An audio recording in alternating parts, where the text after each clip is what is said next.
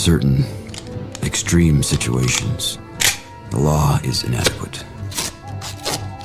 In order to shame its inadequacy, it is necessary to act outside the law, to pursue natural justice. This is not vengeance. Revenge is not a valid motive, it's an emotional response. No, not vengeance. Punishment. Tonight we have a chance to say, yeah, you're right. We're too extreme, we're too wild, we're too out of control, we're too full of our own shit. Or we have a chance to say, hey, fuck you, you're wrong. Fuck you, we're right. Because you have all made it to the dance. Because believe me, this is the dance. Start the show.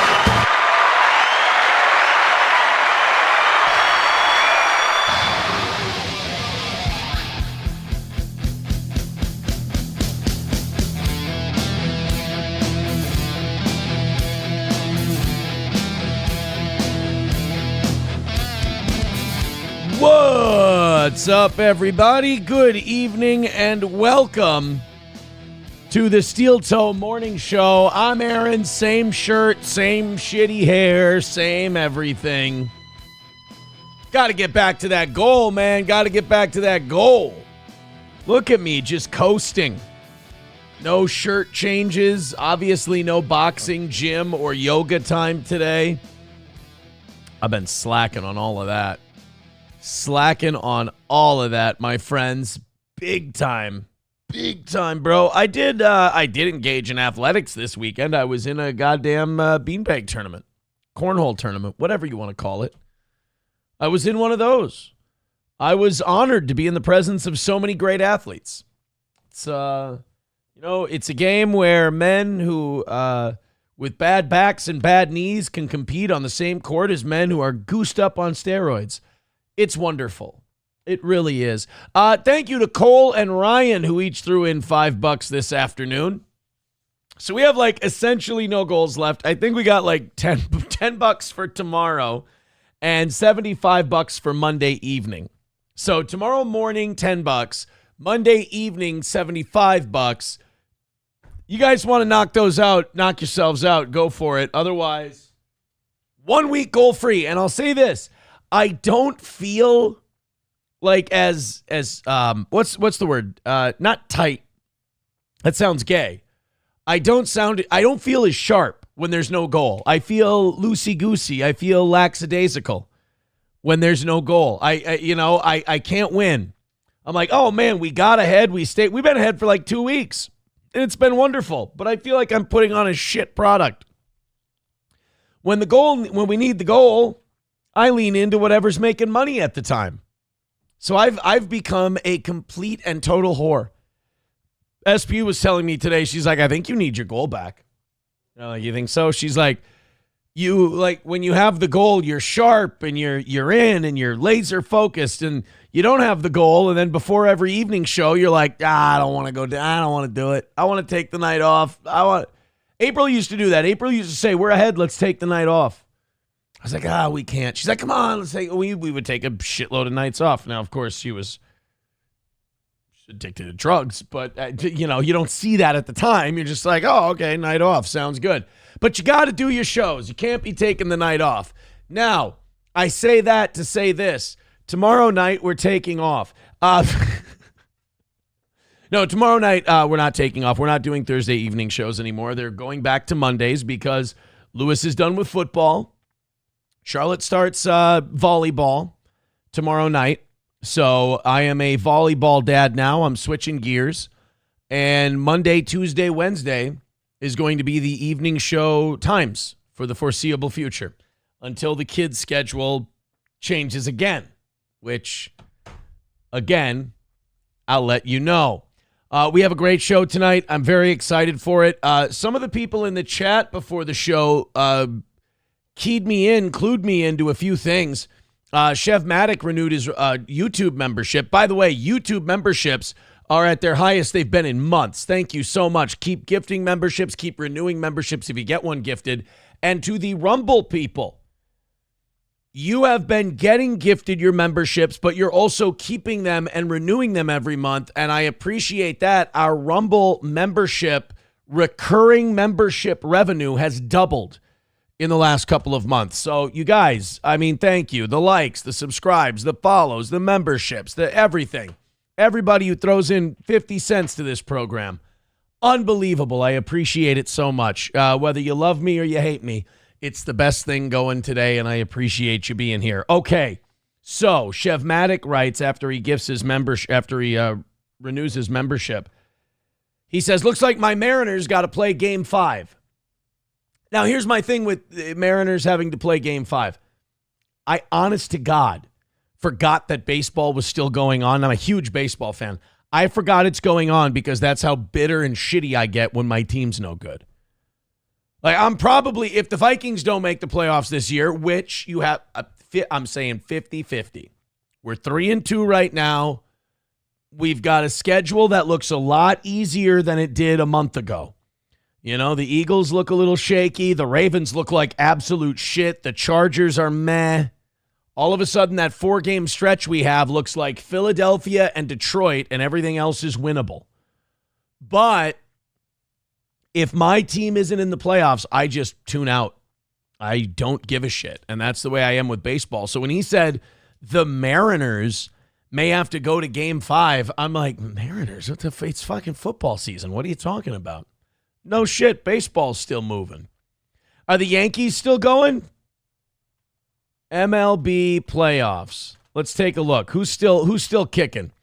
You got the Brewers up 2-0 over the Cubs, but the Cubs are beating them tonight.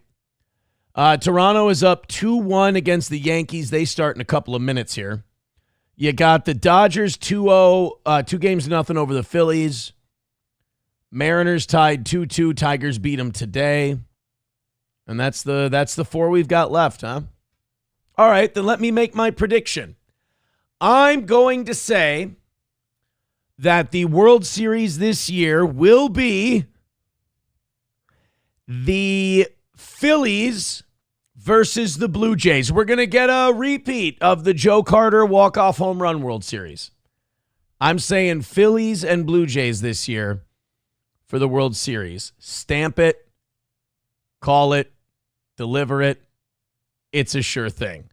But yes, I honestly, sorry, you serious Gooner wrote a very funny comment, and it stopped me in my tracks. He writes, Aaron's cornhole will know the meaning of loosey-goosey. You see, I'm going to be molested in the county jail. Oh, I think I got it. I think I understood the joke. You see, somebody is going to stick their penis into my asshole in the county jail. Do you understand the joke, Carnegie Hall? Just making sure you know. I literally go into the chat for 1 second because I'm finishing up my baseball spiel, and the first thing I'm drawn to as I'm scrolling, the first thing I'm drawn to is a butt sex joke. Please, Mr. Freud, I don't want to step into your office. Thank you very much. The other thing somebody wrote in was that Deshaun Watson could be coming back to the Browns. He's been an injured scratch all season. He's listed as out currently. But they traded Joe Flacco yesterday. You got Dylan Gabriel. You've got Shadur Sanders. And then you got the $200 million man in Deshaun Watson. By the way, I went on overthecap.com.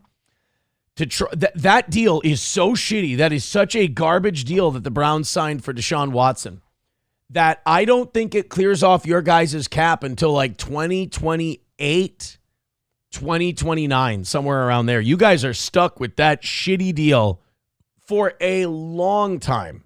And like, you can't cut him because if you cut him, there's cap penalties of like $29 million. Like, it costs you more to cut him than it does to keep him until the year 2029, I believe. So the Browns, unless they stumble on a rookie quarterback, they are fucked. I mean, really fucked. Because it's one thing to miss on draft picks. You miss on draft picks, doesn't cost you very much money. You give a quarterback hundreds of millions of dollars over 6 or 7 years, and then something bad happens and he's shit. Oh man, that buries a good 25% of your salary cap right there, locked in that one position. And not to mention, now you can't afford another quarterback, so now you got shit at the quarterback position. So you can have a great offensive line, you got nobody to throw the football. So to put it mildly, the Browns are in football purgatory for about the next half decade. Go Browns. Diamonds and Henna gifting a membership over on YouTube. We appreciate it. Hunter with $2 says, your bag of Vikings Cope is truly bottomless. Thank you, Hunter. $5 from Chev Maddox says, I want the Mariners to win the World Series, and Cal Raleigh proposes to his girlfriend so they can be the new hot couple and we can forget Kelsey and Swift. Maybe Matt Cardona will propose to Chelsea Green, and then they'll be the new athletic hot couple.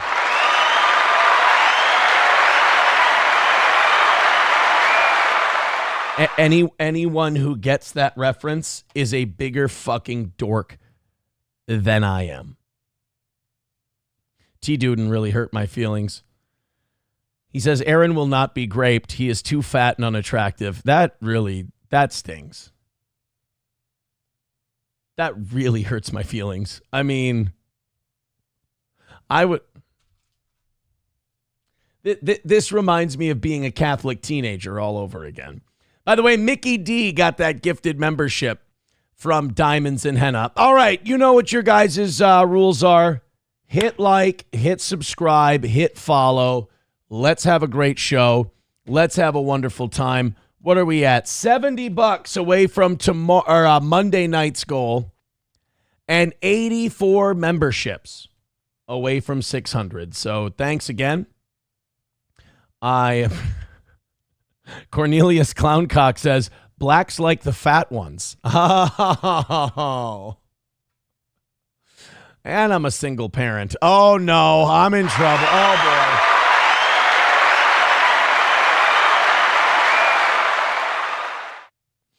Oh, this is bad news. I'm checking way too many boxes. Taste Ferry Ialto says, I thought Cardona and Chelsea were already married. Uh-oh, are they? Did I fuck that up? Chelsea Green and Matt Cardona already married? Chelsea Green, Matt Cardona are a married professional wrestling power couple who are known for their success both in and out of the wrestling ring. Son of a bitch. Why haven't they brought old Zack Ryder back to the WWE? Come on. I know he's doing great on the indies, but bring the guy back. He's red, and let him team with his wife. They'll have a great time. I would assume that nothing kills a relationship more than being pro wrestlers together. Hasn't Charlotte Flair been divorced like 3 times? Hell. Like father, like daughter, though. It's not her fault. It's more a genetic thing. All right, let's get into some trouble. Let's get into some shit tonight. It's our last evening show of the week. If you've got some stuff for us, I'm ready to hear you. Like I said, we got no goal tonight, so I'm very loosey-goosey. I'm ready to have a good time. It's our last evening show of the week. Let's get creative. The first thing we've got is sports-related. It's, I don't know, call this one the Chubbs-Peterson file. You remember Carl Weathers' character in Happy Gilmore? Hand got bit off by the alligator. Well, Vince Whaley had a shot sliced down near a little swamp area, near a little pond area, and a gator decided to pop up and visit him. Now, I don't know what the rules are on the PGA Tour.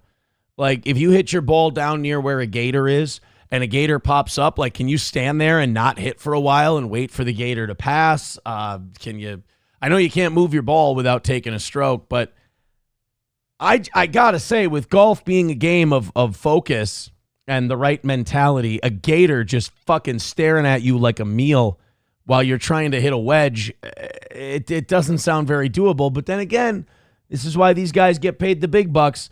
Let's see how old Vince Whaley did with one of these staring him right in the face while he's trying to make his shot.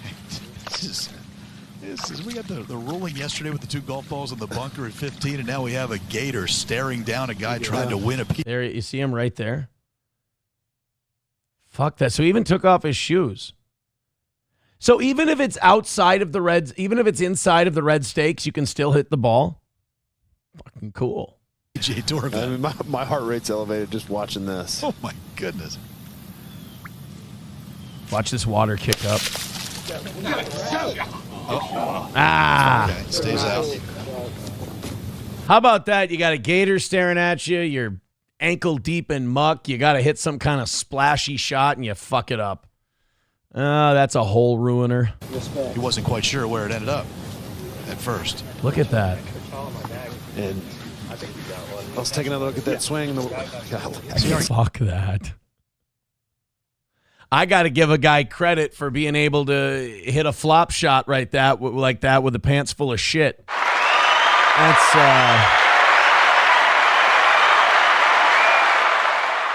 how am I supposed to chip with that going on? Home run, Jefferson. Go to break. It's a different chip. God, those are scary. These things have been genetically designed year after year by Mother Nature to be the most frightening thing they can possibly be. And you know that tiny little walnut brain of theirs is just firing 10 million miles per hour, just thinking, how can I take all of them out? How can I get them all? Are alligators smart, or they got little dried up turd brains? Are gators smart?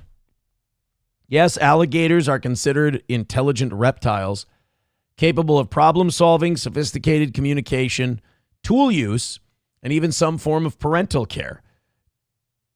Well, that makes them more human. Never mind. It's not important what I was going to say. It's not. None of you need to. Here, hold on. Let me just.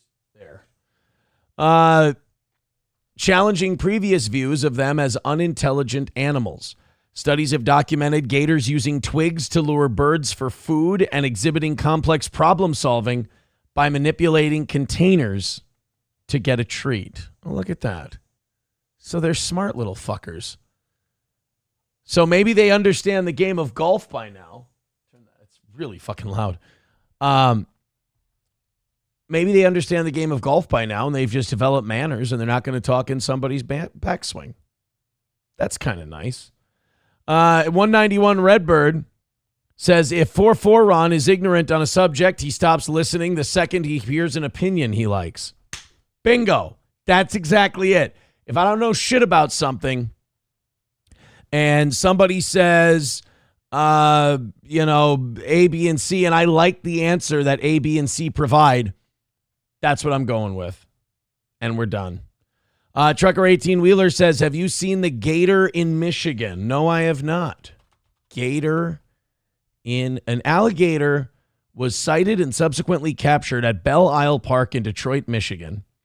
The reptile, a 1.5-foot, 2-year-old American alligator named Fafnir.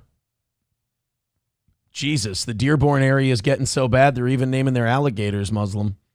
Was released by its previous owner and was taken to the Great Lake Serpentarium in Westland, Michigan. Of course, that's what always happens. These people, they think it's such a cool idea. They think it's so awesome to get a pet gator or a pet boa constrictor until they realize, Jesus, these fuckers get big and they eat a lot. Well, what should I do with it now? I don't know. There's a swamp down there. Just go drop it.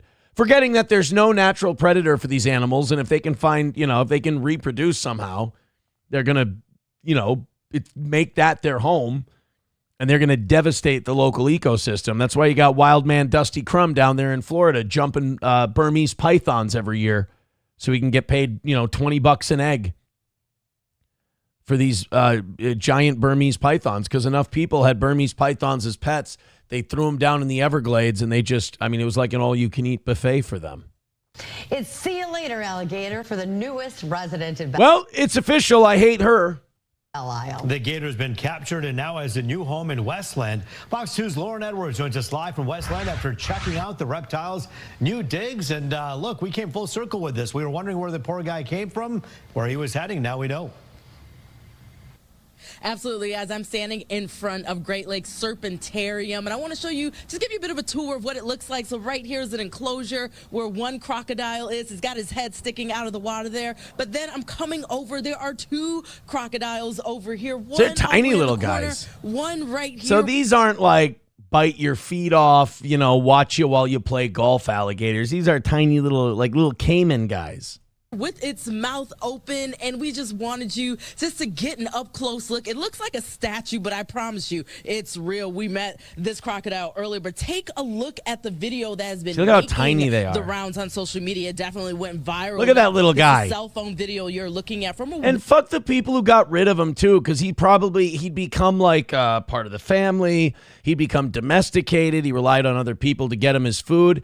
And now you just leave him out on some rock by the water, and he doesn't know what the fuck to do. Woman that was paddle boating at Belle Isle on Sunday, as we've all seen this video. Imagine you're paddle boating or paddle boarding in Michigan, and you look over on the shore and you're like, is that a fucking alligator?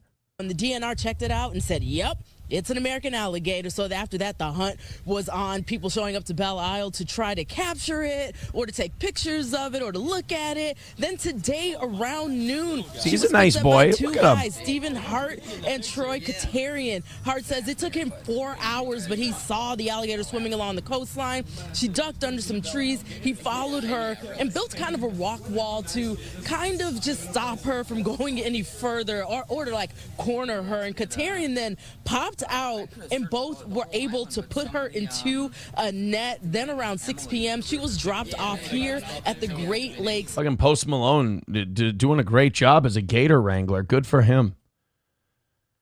Michigan. It's such a shitty thing to do, to take animals that live in a certain habitat, they live in certain weather, certain climate, but I just got to have a really cool pet. Johnny has a cat and he just punches the shit out of it all the time. Hasan Piker's got a dog that he electrocutes. Why can't you get a normal pet?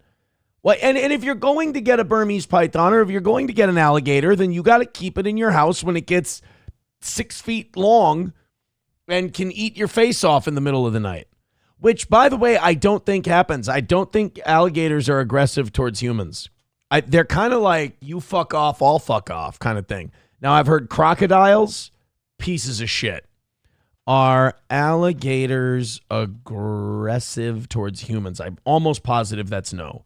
They are not, and they typically retreat from them, but they are opportunistic predators that will attack if they feel threatened, cornered, or if food is involved. Factors increasing aggression include hunger, protecting their young or nest, losing their natural fear of humans through habituation to people and food, and aggressive behavior towards humans themselves. Alligators generally fear humans and will attempt to escape when cornered. Now, I believe crocodiles are pieces of rat shit and are more aggressive. Yes, some crocodiles are aggressive and dangerous to humans, particularly the saltwater and Nile crocodiles, which a Nile crocodile you only see after a while. I don't know that. I don't know if you know this, but even if you go down in Florida, gators, you typically see them later. The alligator and crocodile you see after a while. So see you later, alligator, after a while. Did I mention we don't have a goal tonight? So we're here. I have a show ready for you. I have plenty of stories. You're gonna love them. They're great, but I don't feel pressured to perform like usual. $2 from Matthew Q says, please talk about the guy that bombed a crowd with a paraglider today in Myanmar in Southeast Asia. More people need to know about it. A guy bombed. There was like a terrorist attack with a hang glider. We got video of this. What is he, like flying like they used to do out of the old biplanes in World War I, just hand dropping bombs? Myanmar hang glider. I'll bite. Junta used a motorized paraglider to bomb a festival crowd in Saigang region. 24 killed, including children, dozens injured. Crowd was celebrating Thandingyut Festival. Marks a new low. Junta now using paragliders for airstrikes. Really? So it was a Buddhist festival. Who's bombing a bunch of fucking Buddhists? Like, what group of people are out there less likely to kill a bunch of people than a bunch of Buddhists? You know how far that takes you away from reaching nirvana if you're beating the shit out of people and killing them? Ain't no Allahu Akbar in Buddhism, bro. 47 were wounded after an army motorized paraglider dropped 2 bombs on the crowd. Bro, that's your country's Air Force? Can't you lead a revolution and fuck them up? Your army, you know, like, we're afraid to go up against the army because they've got like tanks and Bradley fighting vehicles and F-117 Nighthawks and B-2 bombers and shit like that. You're afraid to go up against your government, and in order to bomb you, they have to get a guy up on a hang glider? Like, their whole Air Force depends on a favorable wind? You fucking storm the gates. They're Buddhists, though. They don't like that kind of shit. It's like a hang glider dropping bombs by hand. That's like a Super Mario villain. Myanmar military attacked on October 7th. Oh, you can't be attacking on that day. Is it like paraglider, hang glider, bombing day, October 7th, historically?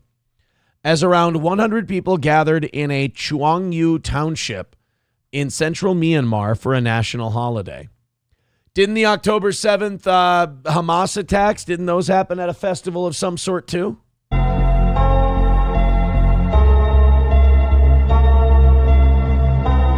After losing control of more than half the country, the army is making significant gains again, through an especially bloody campaign of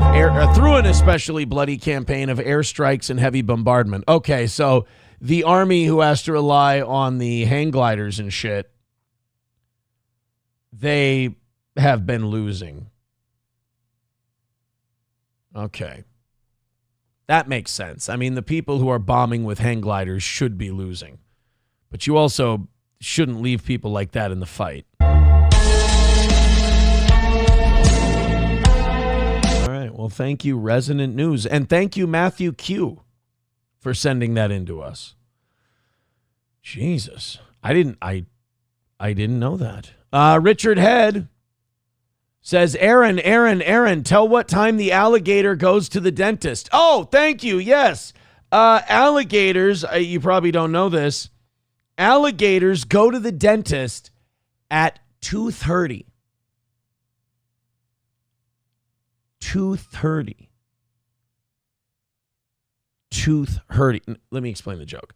So the $1 from Matthew Q. He says, and the U.S. military is funding 2 out of the 5 factions that are fighting each other in the civil war in Southeast Asia. Of course we are. Of course we're picking a group and we're arming them, and they're, you know, our tax dollars will breed generations of resentment from the people who end up getting oppressed from this whole thing. Yay. This is a text coming in. Said tonight by Aaron, I can't perform tonight, as well as I'm a sack rider. I didn't say I'm a sack rider. There was a wrestler named Zack Ryder who now goes by Matt Cardona. Chef Maddox said, well, this will be the last time your goal gets hit early. Oh, no. Oh, no. Cornelius Clowncock says, hey, can we keep all of our felonious animal abuse off-camera streamers? Yeah, I mean, look, I can talk to my guy. You know, there's nothing I can do with Hasan. I don't believe in those electric shock collar things. I don't like those. I don't think people should be using those on dogs. But we've got a cope from Hasan coming a little bit later tonight. He says it wasn't a shock collar. He says that it's one of those vibrating collars. I talked about these. Now, I think that's bullshit, because I think the vibrating collars are shock collars. Like, you can do a thing where you vibrate the collar and that kind of warns the dog. The dog's like, oh, shit, I know what's coming next. I'm going to fucking behave. The dog wouldn't yelp like that. You know, if it was just vibration, I don't think the dog would yelp the way Hasan's dog did. I think, no offense to Hasan Piker, who's such a credible voice in the community, I think he's full of shit. Loaded Wrench says, I want to be a baller, shock collar. I saw something today that I've got for tomorrow's show. Apparently, the rappers from No Limit Records have challenged the rappers of Cash Money Records to a freestyle battle. Now, I wish I could tell you that these were the No Limit soldiers of now, like the 20-somethings that are No Limit artists now, and they're going to be facing the 20-somethings who are Cash Money Records guys.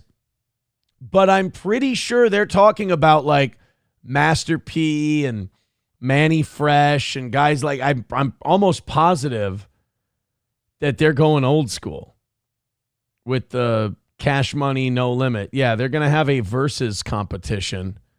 Let me just grab this real quick.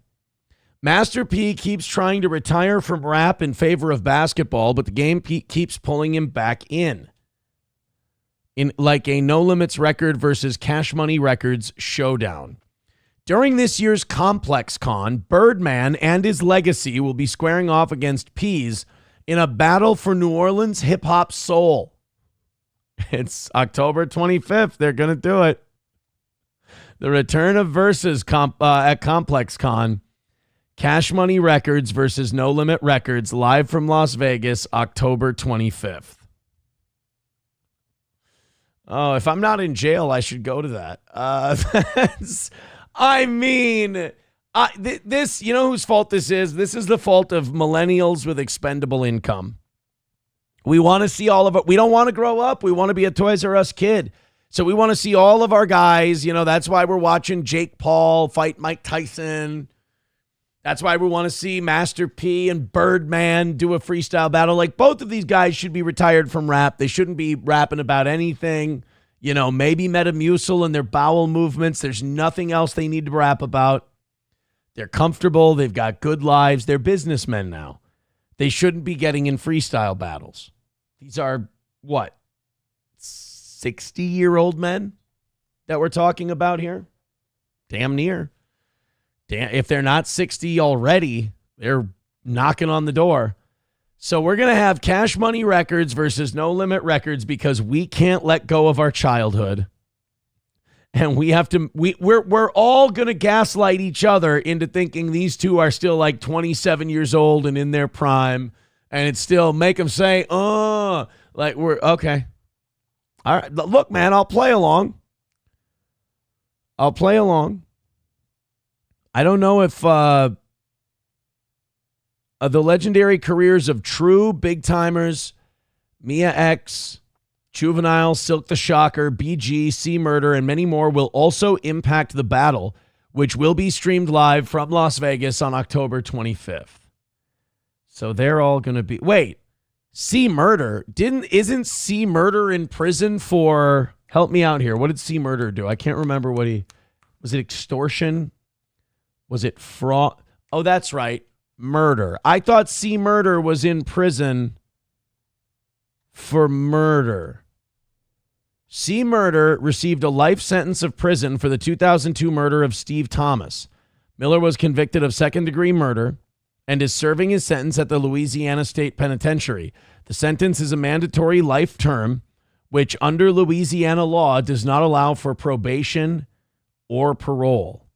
Fuck. Yeah, I don't think that C Murda is going to be making it to the freestyle battle. I think he's going to be busy. Honky with $1 says idea for a bit for Johnny, who resembles a young Johnny Cash. Perform as Johnny Crutch. Because you're mine, I kick feline. It's not bad, actually.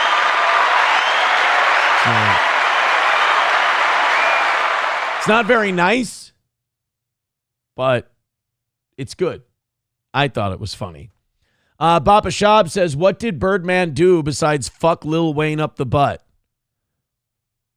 Well, I mean, that is a story. I mean, you're acting. First of all, we don't need to sit here and talk about what Birdman accomplished because I'm not going to speak for the man. Put some respect on his name. But I will say this. Fucking Lil Wayne in the butt is an accomplishment because I guarantee not too many people have done it. So at the very least, you're in rarefied air. So let's, respect where it's due. Also, Birdman, dude, fuck you. The Big Time is Still Fly is one of the greatest hip hop songs of our generation. Tell me that, here, hold on. Tell me that when you hear, shut the fuck up, lady. Tell me when you hear this song, you don't get a little amped. Asking me, what has Birdman ever done? It's the Birdman, Dad. He flies in any weather. He's the Birdman, Dad. Taste Fairy Iolto says, you mean Harvey Birdman, attorney at law? Yeah, Birdman's Jewish, if you didn't know. Birdman.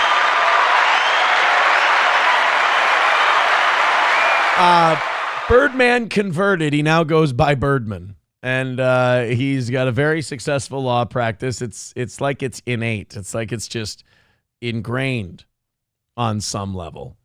MSO says great and hip hop should never be used in the same sentence. Well, fuck me. I guess we're not going to, well, you know what? Cancel the Bubba Sparks marathon that I had planned then. I had no idea or ID. Rusty Grammar. Yeah, swine on the deck. G-Wag is so fly. Number one, don't tangle and twist it when it comes to these cars. I am that. Well, you get the idea. Rebel the Uncanny says, you're talking about rappers, Casper? Yeah. You didn't know I'm the utmost authority on hip hop on the internet? You didn't know that. They call me R.A. the Rugged Man. That's my other name. But if you don't know that, I'm sorry. It's allow me to introduce myself. Hobo Chili Recipe says, what the fuck do you know about Bubba Sparks? What the fuck do I know about Bubba Sparks? I know I've been traveling for some time with my fishing pole and a bottle of shine on them long, dark, dusty roads. And there will be gorilla shit all over down there.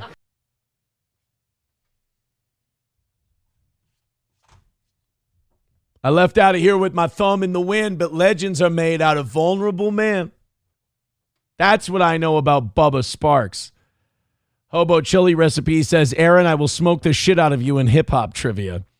Angelica's Doll says, Aaron looks extra greasy tonight. You know what? That's my fault, Angelica's Doll. I've been watching more Young Turks lately, and I think I'm absorbing some of Chenk's look by osmosis. The fat face, the greasy head. It's on me.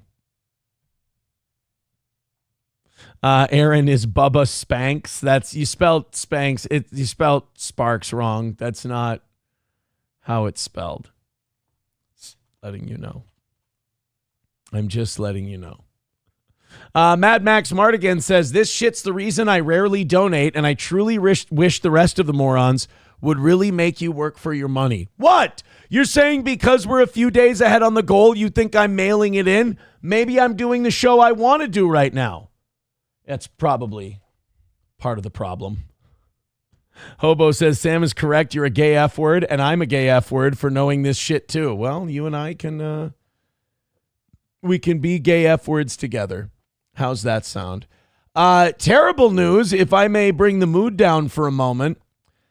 I don't know if you know this guy. If you're a boxing fan, you do. If you're not a boxing fan, you might still know him. Arturo Gatti. Arturo Gatti, one of the best or most fun to watch sluggers of his era. He died a while back under very suspicious circumstances. Pretty sure his wife had him killed, but they couldn't prove it because it was in some third world shithole. Now we find out that Arturo Gatti's son, Arturo Jr., has died as well at the age of 17, which is wild because I feel like Arturo died like 17 years ago. How old was Arturo Gatti when he died? 2009. Yeah, so his son was like a baby when his dad passed. And now at 17 years old, Arturo Gotti found dead at 17. And really, it says was found dead in his apartment this week in a scene eerily similar to the death of his father, boxing great Arturo Gotti. So he did it. It was him. Because they tried to make Arturo's look like you know what that you can't say on YouTube. But a lot of people know that Arturo was in fact killed and that his wife may have had something to do with it. But Chuck Zito, no shit, Gotti's former bodyguard and actor and stuntman, broke the shocking news on social media Wednesday morning, announcing the teen's tragic death. Yeah, that was Arturo Jr. when his dad died. Which I'm glad Arturo didn't live much longer because I'm pretty sure you do a DNA test on that baby, it belongs to David Tua, but neither here nor there now. That's very sad. Very sad. So sad endings just running the family for the Gottis. That sucks. Gotti Ward round 9 still probably the most entertaining round in all of boxing in history. I know Bo Holyfield round 10, round 14 of the Rumble or of the Thrilla in Manila, Castillo Corrales round 10, all of those great rounds. But goddamn, for just violence, 9 and 10 of Gotti Ward 1 was incredible. Was really one of the most memorable rounds in the history of the sport. It started with that. So if Arturo's going to and keep fighting through this kind of action. Ward landed 42 out of 71 punches. So both of these guys were just known as sluggers. He hasn't been in this kind of a war with as strong a fighter as Ward before. Body shot again. That's the body shot. So Mickey Ward, the white guy, Gotti was Italian, but Mickey Ward was known for having a debilitating left hook to the body. Guys rarely ever got up from it. Gotti got up from it because he was out of his mind. Yeah, this fight is not known for its technical prowess. This was just a goddamn slugfest. In addition to the head. Arturo Gatti refusing to go down as Mickey Ward pounds away. In the past, this is where Arturo Gatti has been dangerous. So Ward has kind of punched himself out a little bit trying to knock out Gotti. Gatti risking another low blow penalty to try to get Ward off of him and lands another big shot. Burton, did Ward punch himself out for the time being with that tremendous barrage in the first minute? Just look at this. Unbelievable. Yeah, neither of these guys really believe in jabs either. They're just kind of going after it. It's a real-life Rocky Balboa fight. Gatti blinking away the blood in his right eye. Can't see out of the right eye. Vicious body shot by Gatti. Ward nods as if to say, come on, come on. Come on, let's fight. Jesus Christ. It's still hard to watch every time. I mean, it's just watching two guys get brain damage. Now, Gatti is trying so now Gotti punches himself out. That's where he's going to the body. And now Gotti's out cold. Oh. You know, you dream of fights like this, but very seldom do they live up to the expectation. This is even more than you could dream of. Like, this should be stopped. This should be fucking... If you bought a ticket, stop it, Frank. You can stop it anytime. Arturo Gatti's out on his feet. Jim Lampley famously said, the guy calling the fight right now, the voice you hear, Jim Lampley famously said that Frank Cappuccino, the referee, was standing next to him or standing above them, and he wasn't just doing it for dramatic effect to call the fight. He was asking Frank Cappuccino to stop it because Gotti was getting his fucking head beat in. Frank Cappuccino's going to let him keep going. the strength to tie Ward up. And Ward is time. And here comes Get It Back. Less than 10 seconds in the round. Jesus. Gaddy's going to survive the round. And that was Gotti Ward, round 9. One of the greatest. And, of course, rest in peace to Arturo Gotti's son, 17 years old. That's so sad. But, I mean, any excuse to play that. Jesus. Redbird with $1 says, that's what you consider good music? You're definitely sucking 3 black penises inside. Jesus. MSO says, watching 2 brain-damaged guys, the way I feel with you and Johnny. That's not fair. That's how is that? How is that kind? Ali Frazier 3, round 14 is also like this. This is the round where you essentially watch Joe Frazier lose his ability to speak for the rest of his life. And it's where you watch Ali essentially get Parkinson's. Like, both of them should have never been legally allowed to put on boxing gloves after this round. This was the last round they ever fought together. Let's do it without the music. No, let's do one where we don't have.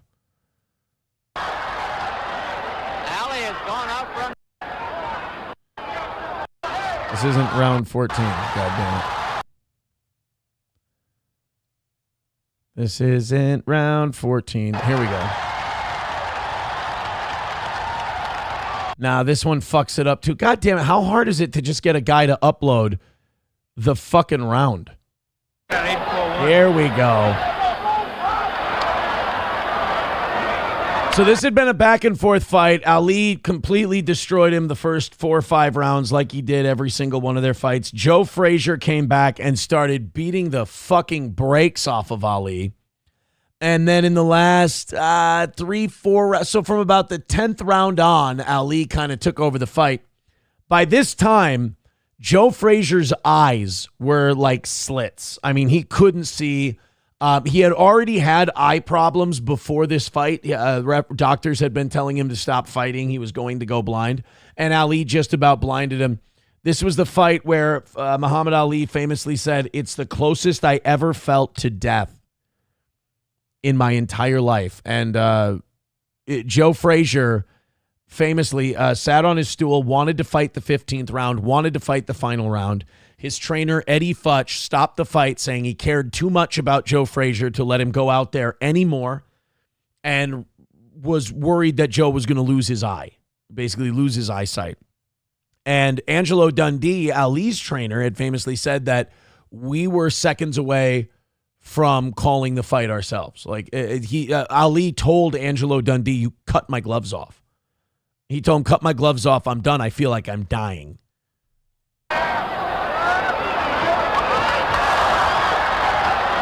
So Ali will, the theme you'll see in this round is Ali will pelt Frazier coming in, and Frazier will just uncork a wicked left hook.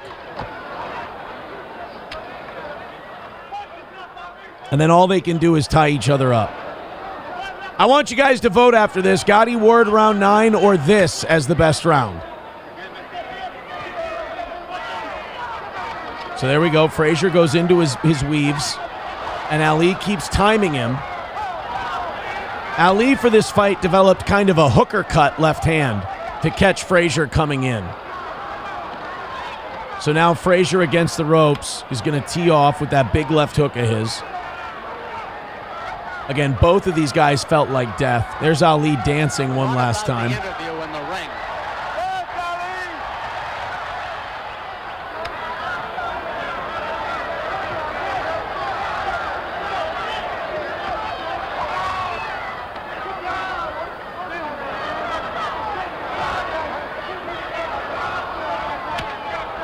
"14 rounds of this, by the way."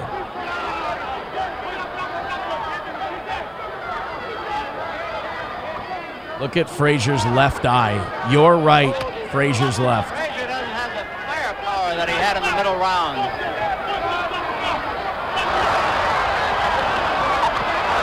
Ali just pelting Joe, and Joe just keeps coming back. Just keeps firing away.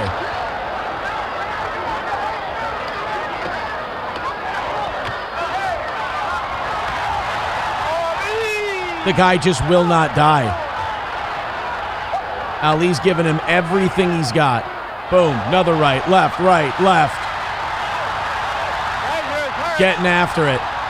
Frazier will not go down. Still coming forward, still throwing punches. Can't keep him off him. Bleeding from the mouth. Badly hurt.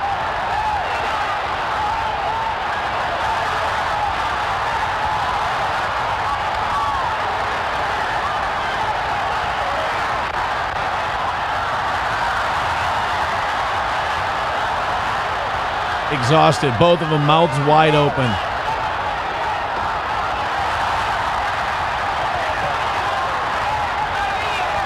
About 30 seconds left in the round.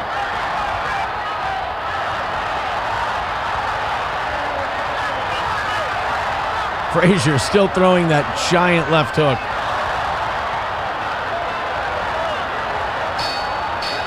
And there's the end of the round.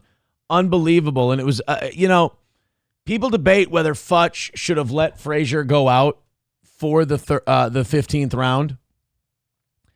I don't think it would have been advised. I don't think it would have been a good move for Frazier to have gone out for the 15th. I seriously think he might have lost his eyesight. Let's go to Red Fox Mad with $5. Says we should have boxing matches at Stoney's in Rockville for the next anniversary show. We could put that together. I don't know where Stoney's could have that though. I don't know where you couldn't get a ring inside. I mean, you could maybe block off the road, but I don't think that would. No, I don't think you could do that either. Red Fox Mad, that is a fine idea. I like it. Benchtop Model says vote 1 for the black guy, vote 2 for the other black guy. Spina says, see, even this is better than having Johnny. My N-word Johnny don't got chill vibes like this. Wow, Spina, he's fine. He's fine. You stop it. We're having a chill little evening, if you will. We do have to get to the Hasan Piker, though, speaking of animal beatings. We do have that coming up. Matthew Q had another one. We got the paraglider guy. More people have been murdered in Southeast Asia in the last year than in Israel and Ukraine and Russia combined. No shit. I did not. I'll be honest, before this hang glider thing today, I didn't even know that the Myanmar shit was still going on. Quick update on the Dolly Parton deal from yesterday. A few people were writing in. They were mad at that guy who wrote into the show and said, "Oh yeah, they're shutting down Dollywood because Dolly Parton's dying." And that guy wrote to me today, and he's like, "Oh, tell everybody it was a misunderstanding.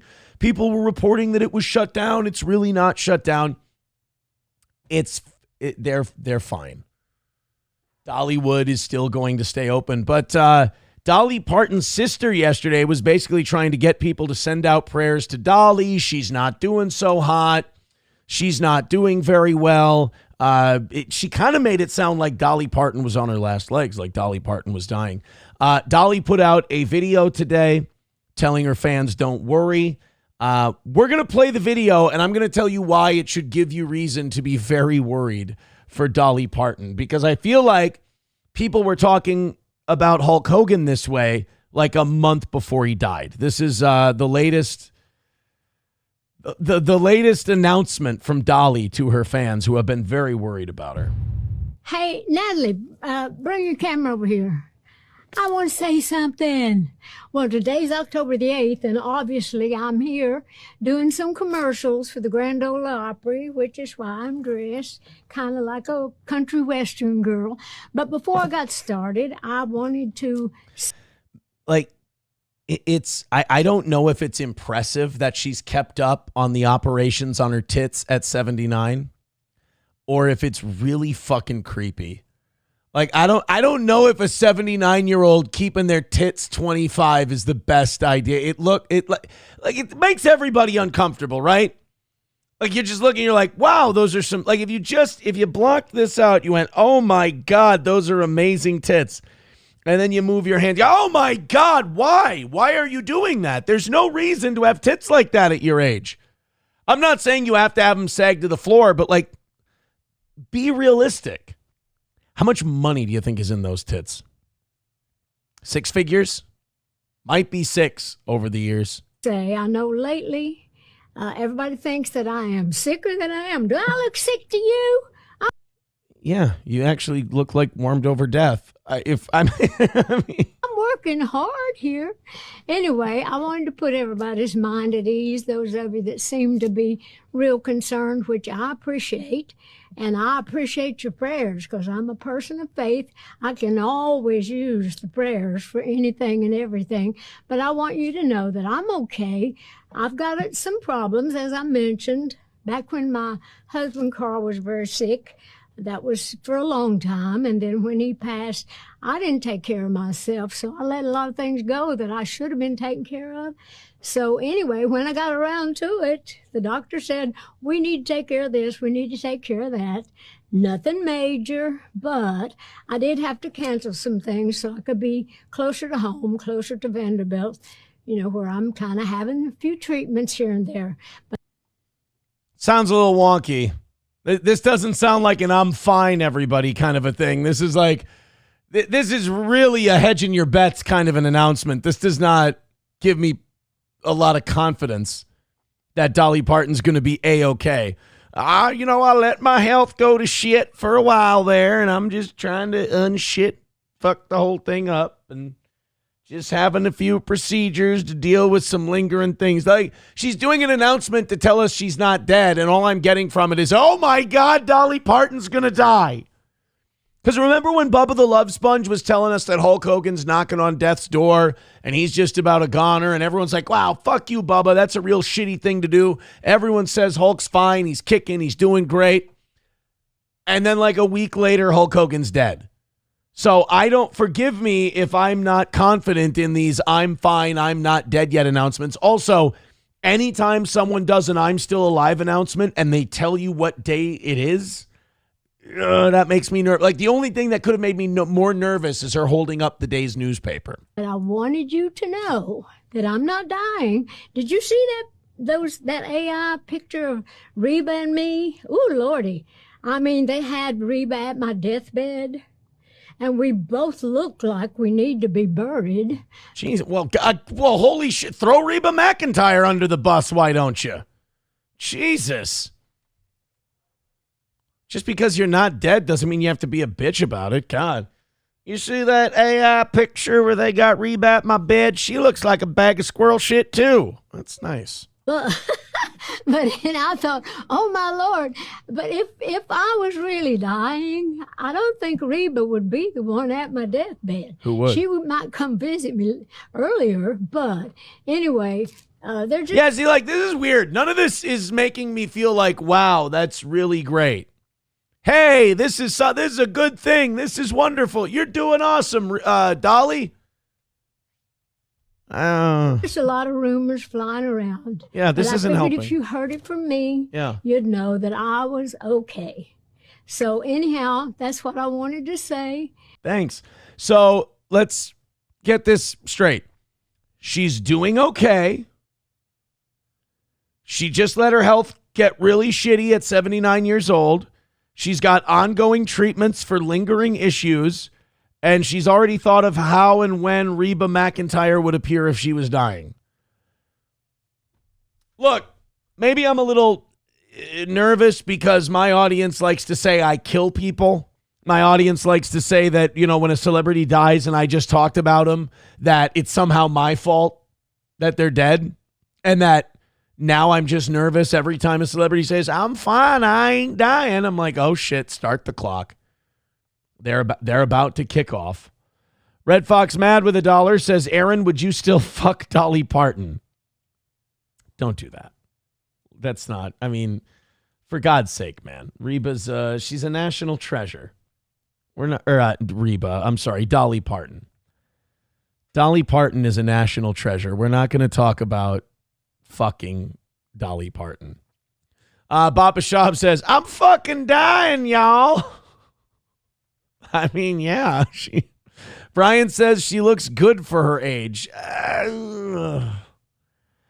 don't know, man. Like that, when you get that much work done and you get old enough and you're pulling all of the Shar-Pei loose skin back, you start to look like a Tim Burton creation, almost. On a Wall says, I'm thinking stroke. Aaron's thinking boobs. Who's to say she doesn't have so much silicone pumped into her it somehow doesn't, fuck with blood flow and cause a stroke? I don't know. MSO says, nobody's saying you can't have perky tits. We're not even saying you can't carry around perfect tits. We're just saying you can't have perky tits as a senior citizen. Yeah, Bappa Shab, it's not good when you make a video to let everyone know you're not dying. Brian says, I'm not dead yet, bish. Trucker 18-Wheeler says, how old is Reba? Let's see, Dolly's 79. I'm going to say Reba's 72. How old is Reba McEntire? 70. She turned 70 this year. Okay, fuck, Snoop is 53. Look at it. Reba McEntire, 70 years old. Look who they put with her. Dolly Parton, Snoop Dogg, Trisha Yearwood. Hold on a minute. Reba, Dolly, Trisha Yearwood, Snoop Dogg. Not Mary Chapin Carpenter, not Martina McBride, not anybody. Snoop Dogg. All right, who else if I go over? Rex Lynn. I don't know who the fuck that guy is. Michael Bublé. Like I get the first couple. You can put Tim McGraw in there, but Snoop Dogg. Red Fox Mad says, Aaron, we all know you jacked off to Dolly Parton. It's a fucking lie. It's a lie. MSO says he thinks the two of them are related. Reba, Dolly Parton relation. Reba McEntire and Dolly Parton have no familial relationship. Hold on a minute, guys. We gotta take this one. We gotta take this one, but I gotta pair it up on the old on the Smartcaster here. I apologize so much. Look at me being so unprofessional because I don't have any goals for a while. All right, let's get Ryan the Garbage Man all hooked up here in a second. All right. Hello there. Hey, the whole not hooking the phone up. I mean, I would think there was something wrong with you if you did have it hooked up. Sure. Because anyway. Fuck, marry, kill. Reba, Dolly, or Juice Newton. Wait, hold on. Can I look up Juice Newton? Sure. Oh, she did she's the one who did the Angel of the Morning song, 1952. So they're all about, okay, so her and Reba are 70. And she's 70. Juice Newton is 73. Dolly Parton and Reba McEntire, fuck, marry, kill. Okay. Oh, wow. That is a tough one. I got to decide. Kill Dolly Parton. Fuck Juice Newton and marry Reba McEntire. Did I get it right? I did? Dolly Parton. Yeah. Kill Dolly Parton. Yeah, it's weird, dude. It's weird to have an 80-year-old with giant, rock hard tits. Hey, you should Google she wrote a song about Johnny Carson. Who? It is a beautiful song. Who did? Dolly Parton did. Dolly Parton for Johnny. Dolly Parton did. Johnny Carson, the man who broke into a hotel room to murder his wife to catch him with her lover. Yeah, that guy. I mean, do you know who Johnny Carson broke into that room? I think it was an apartment, actually. Broke into that apartment with a gun, planning to kill his wife and her lover. Do you know who her lover ended up being? Frank Sinatra. Yes, the allegation was that it was Frank Sinatra, and Johnny Carson was there to murder them both. And when he got there, go ahead, your show. Johnny hated Frank Sinatra, and I believe his last appearance on the show after that, Johnny blacklisted him. Yeah, usually when you try to kill a guy, you probably don't want to see him again. Well, I guess he was a dick to his staff, too. So. Well, and he gave dick to his wife, so that's going to piss you off, too. Fair enough. Yeah. No, Johnny Carson wanted to kill his wife and Frank Sinatra. They weren't there at the time. Johnny apparently then. So I don't think it was Ed McMahon. I think it was somebody else. They wrote a book about it. They were with Johnny when he went to do it. He didn't know Johnny had a gun.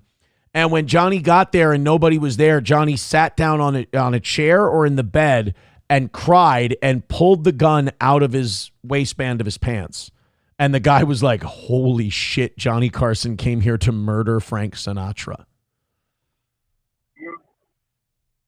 No, you're right. That's the that should be the reaction to that story. That's fine. We should take calls more often.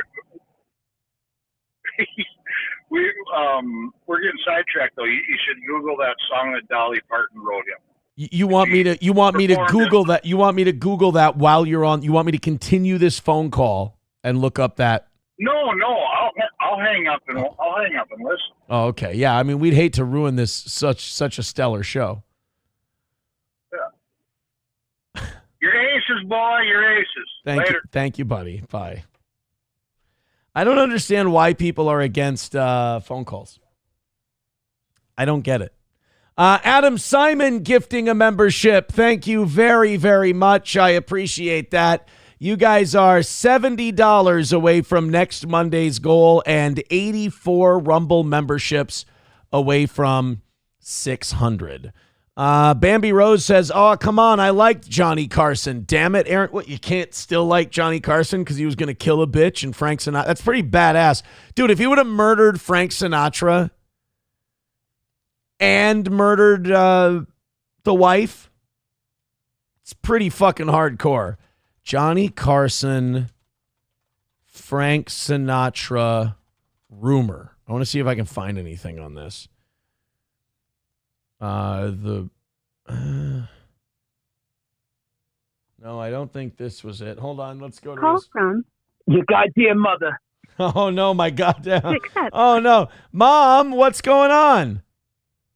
Yes, hello. Yeah, sir? yeah, sir. Yeah. Hello. Yes, hi, sir. Oh God, wonderful. We're talking about Dolly Parton. Yes, I understand. It's been a garbage program. Go ahead. Yeah, it's been a fucking garbage program, you fucking jerk off. How are you tonight? Why? Wait a minute, your voice changed. Yeah, it did, you fat fuck. How are you? You know what? You know what? I got nothing but time. 8 days to be sure. Well, no, actually you don't there, jerk off. I always wanted a jerk. I always wanted a Jerky Boys tribute act to call me up. There he goes. That was Hobo, ladies and gentlemen. He had a bit ready to go. He was all set, but then he's like, you know what? Fuck this. It was his dignity called and said, you know, you don't have to stoop to this level. Thank you very much to Adam Simon for gifting a membership to, fuck it, I can't find it. To hell with it. Thank you, guys. Adam Simon says, I'll hang up and listen. What is this, AM radio? I mean, kind of tonight. This show would kill on AM FM radio. People would be like, oh my God, I've never heard something so amazing in my life. That's the high standard we have here on the toe. All right, let's get into the Hasan Piker thing. So the last time we visited our buddy Hasan was this morning. And Hasan, when he was streaming yesterday, apparently electrocuted his dog. Which is an insane thing to say, because like Hasan Piker is one of those guys who gets on his stream and he goes, the United States is a bunch of capitalist pigs and they're murderous and they're fascists. Meanwhile, Hasan's sitting there unironically. He's going, these fascist pigs, their violence is terrible. And just electrocutes the fuck out of his own dog. This is amazing. Let's give people a reminder. Let's do Hasan Shock's dog, and then we'll play you his update from today. He addresses the electrocution of his dog on today's stream after a lot of people got really, really mad that Hasan did that. First, Whitesnake with $10 says, for the books, when you win the pen. Oh, thank you. Yes, be sure. You know, we may not have any goals tonight. We may be goal-free until Monday. But that doesn't mean that you guys can't throw a little something in the old canteen. Thank you. Thank you very, very much. Streamlabs, PayPal, Venmo, Super Chats, and Rumble Rants. Mr. B says, hollow it out for the rock hammer. Yeah, oh yeah, make sure you put a rock hammer hole in the book. That's very, very important. I don't think the walls of Stearns County are tunnelable with the rock hammer, quite like the rock walls of Shawshank, which had been up for eons. All right, let's update you guys. For those of you who haven't seen Hasan Piker electrocute his dog, this is the clip that got everybody talking. And then we're going to listen to Hasan Piker explain himself, and you guys can be the judge on whether or not you buy it or not. Of all of America's much more consequential violence. So Hasan's talking about violence. His dog Kaya gets up and starts walking around, not doing anything to distract Hasan, not doing anything to upset. I mean, there's many times where Gordy runs down here with a toy, or Gordy will go lay down on the couch on the blanket over there, or sometimes Gordy will lay right here and just fucking stare at me. And I'll go, what do you got to do? You got to go outside, bud? We'll go outside. But Hasan's dog walks around in his peripheral vision, and Hasan throws a bitch fit. Like, put blinders on then, you fucking ADD spurg. Violence. Okay? It's the same reason as to why America, Kaya, please just fucking go. Just stop. He fucking reaches down and hits the button and electrocutes his dog. Reason as to why America, Kaya, please just fucking go. Just stop. Jesus Christ, what are you doing? You're being such a baby. All the dog wanted to do was just simply go for a walk. The dog just wanted to go for a walk and just kind of scope out the room. Just wanted to walk around and see what was up. That's it. And you're like, what is your problem? You're being a fucking baby. I don't know, Hasan. Between the two of you, I don't think the dog's the baby. It's just he knows he fucked up. You're making her stressed. She just literally is so incredibly spoiled from my mom. My mom, what a fucking pussy thing to say. First of all, I will never be able to get over Hasan Piker and his inability to have a sense of humor. I mean, the guy, everything is so fucking serious. Everything is so, oh my God. Oh, the dog, like he's losing his mind over the dog. He's mad about how his mom treats the dog oh my God. Is it too much responsibility for you, kid? Is the dog too much while you're watching the news? I mean, you'll go take a shit. You'll go cook food. You'll leave your stream on. You'll just have people watch CNN or Al Jazeera or whatever. You can't go and do the same thing to go take your dog for a fucking walk. No, you'd rather just electrocute it. By the way, go back to the electrocution moment because we're going to go to the clip next where he explains that he didn't electrocute the dog. Bull fucking shit, he doesn't electrocute the dog because he does one of those things where he panics and does some shit and then forgets he's live streaming, then remembers he's live streaming, and then goes, oh shit, I think I just electrocuted my dog in front of people. It's the same reason as to why America, Kaya, please just fucking go. Just stop. See, he's like, oh shit, the dog yelped. Everyone's definitely going to know I just electrocuted my dog. I just Emperor Palpatined Kaya. Jesus Christ, what are you doing? You're being such a baby. By the way, where does that accent come from? Are you fucking Italian now, you Turkish douche? What are you doing? That's not your voice. Ew. It's just... Yeah, he know. It's just, you guys got to understand, I electrocuted my dog because I had to. You're making her stressed. She just literally is so incredibly spoiled from my mom. Spoiled? What did the dog do? No, she doesn't want to come over here to see what's up. She just wants to fucking roam the house because she got... That dogs are allowed to... It's their fucking house. Dogs are allowed to roam the house. That's what dogs do. They're curious animals. They walk the house. To roam the house when I was gone. And she needs to literally have the same structured, regimented...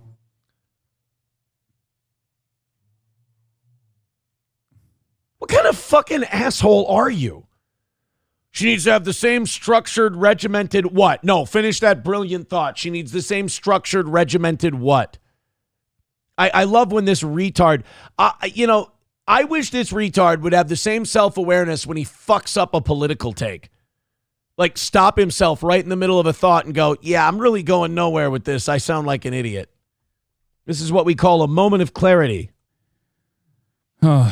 I think that clip went to Trump's big baby desk immediately. I hate everything. I hate everything. Oh my God. You're a multi-millionaire. This just goes to show you, no matter how much money you make in life, that in and of itself will never make you happy, because if you're a negative shit, toxic person, you will always find something to complain about. And in Hasan's case, he electrocutes his dog live on stream. He's a multi-millionaire. He does nothing. He sits there and stares at the news, gives no worthy commentary at all. And then he goes, I just hate everything. Oh, it's so... This is what a Nepo baby looks like. This is what someone who's been supported by their family members' money their entire life looks like. They have zero ability to have any kind of frame of reference for actual problems. His dog wanting to get off that little treadmill or whatever the fuck it is and walk around the house is the biggest crisis this guy's got. I just hate everything right now. Jesus. Wally World with $4.99 says, with the same electric charge, shock a 10-pound cat or a 100-pound dog. Oh, a 10-pound cat every single time. I would never electrocute a dog. That is a fucking terrible thing. That's such an evil thing to do. No, thank you. No electrocuting dogs. So I'm going to go ahead easily and say 10-pound cat all day, every day. Thank you very much, Wally World. I think, does that put Wally World back in the top 5 at $32? Yes, it does. Wally World's back in 3rd place. He's at 32. Goat Wrangler's in 4th at 31. Balls Deep is in the cuck chair at 31. And Red Fox Mad. No. Because Red Fox Mad did he did $12 today, so he's at 42. Red Fox Mad is at 42. Wally World is in 4th at 32. Goat Wrangler is in the cuck chair at 31, and Balls Deep falls out of the cuck chair also at $31. Oh my goodness. Shit's getting real here, boys and girls. There you go, Balls. Thank you very much. That's also going to put us $65 away from Monday evening's goal. Finish that up by the end of the night. That would be okie dokie. Let's go to these $1 Rumble rants. Make sure I've got them all. Honky with $1 says, now I'm convinced Hasan Piker killed Charlie Kirk with a Lebanese pager shock collar. That's all that kind of opens the whole thing up, right? Another $1 from Rusty Grammar says, Hasan is a gay F word and should wear that shock collar for our entertainment. Dumb sand. I don't understand what that last word means. It just must be I think I need to go for an eye exam because I'm not sure what that particular word is. Adam Simon says liberals are some of the most miserable human beings you will ever encounter. They hate themselves. Oh no. They hate themselves and everything they can't control or understand. Yeah, he's not a happy guy. Taste Fairy Ialto, it's almost comical how much of a left-wing stereotype Hasan is. All right, well, Hasan had 24 hours to come up with a good cope. He had 24 hours to figure out how he was going to explain away the fact that he electrocuted his dog. And this is what he came up with. 24 hours later, after the whole world says, bro, I'm pretty sure you shocked the shit out of your animal and we saw it live. This is the one that people are talking about. Okay, this is the one. This is the one that they saw. It has the capacity to vibrate, and that's it. Are you happy? Again, no sense of humor, no haha internet. You guys are so silly. I didn't electrocute my dog. You're being stupid. It's just anger and vitriol, and he's pissed off. Like, he's just an always pissed off guy. I can't imagine. Motherfucker, I have to do 8 days in the clink, and I'm smiling ear to ear, and I'm positive about life, and I'm feeling good. My check came with all my bail money today.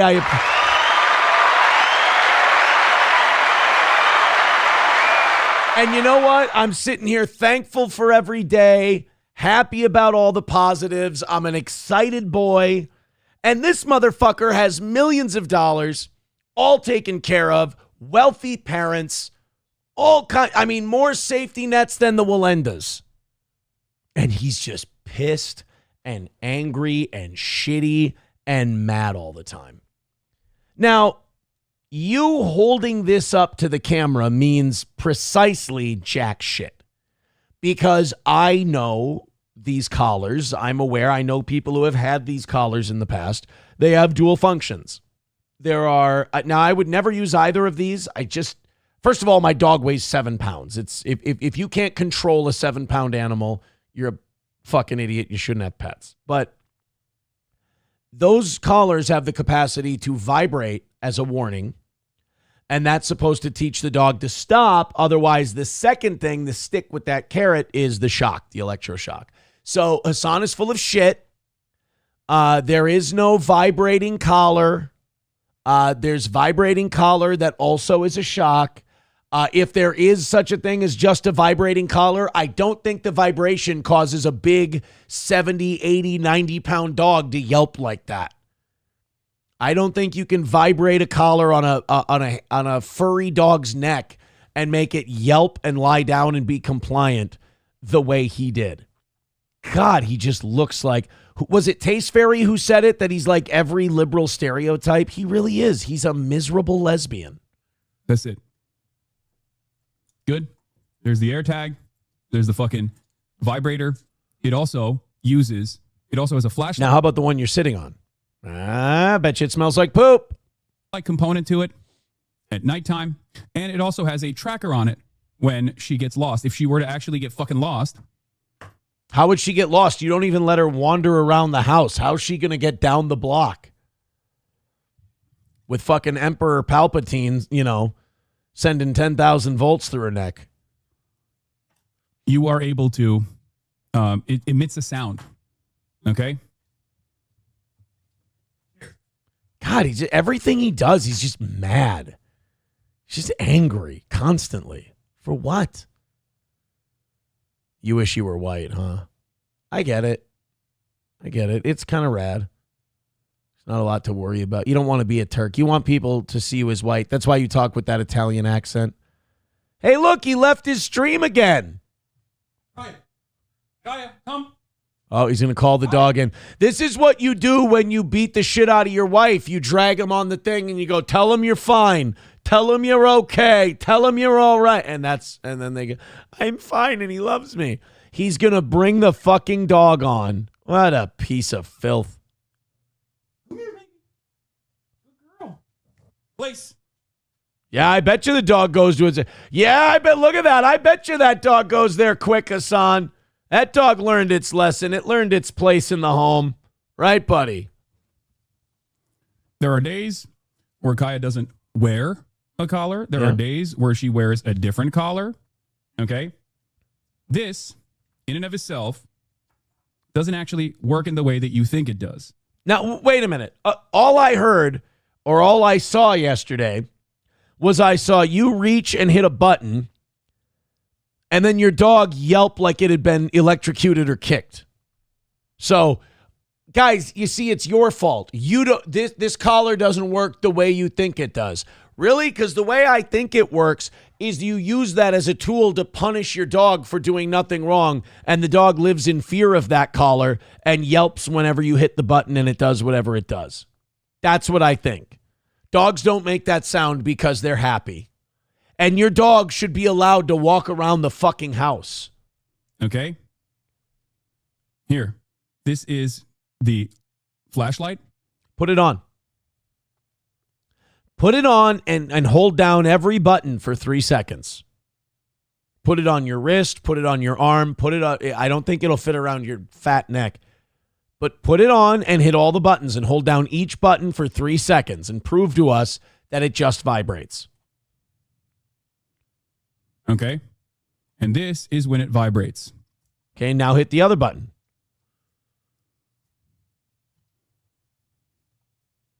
Is he holding it on his dick? He's holding it on his dick, isn't he?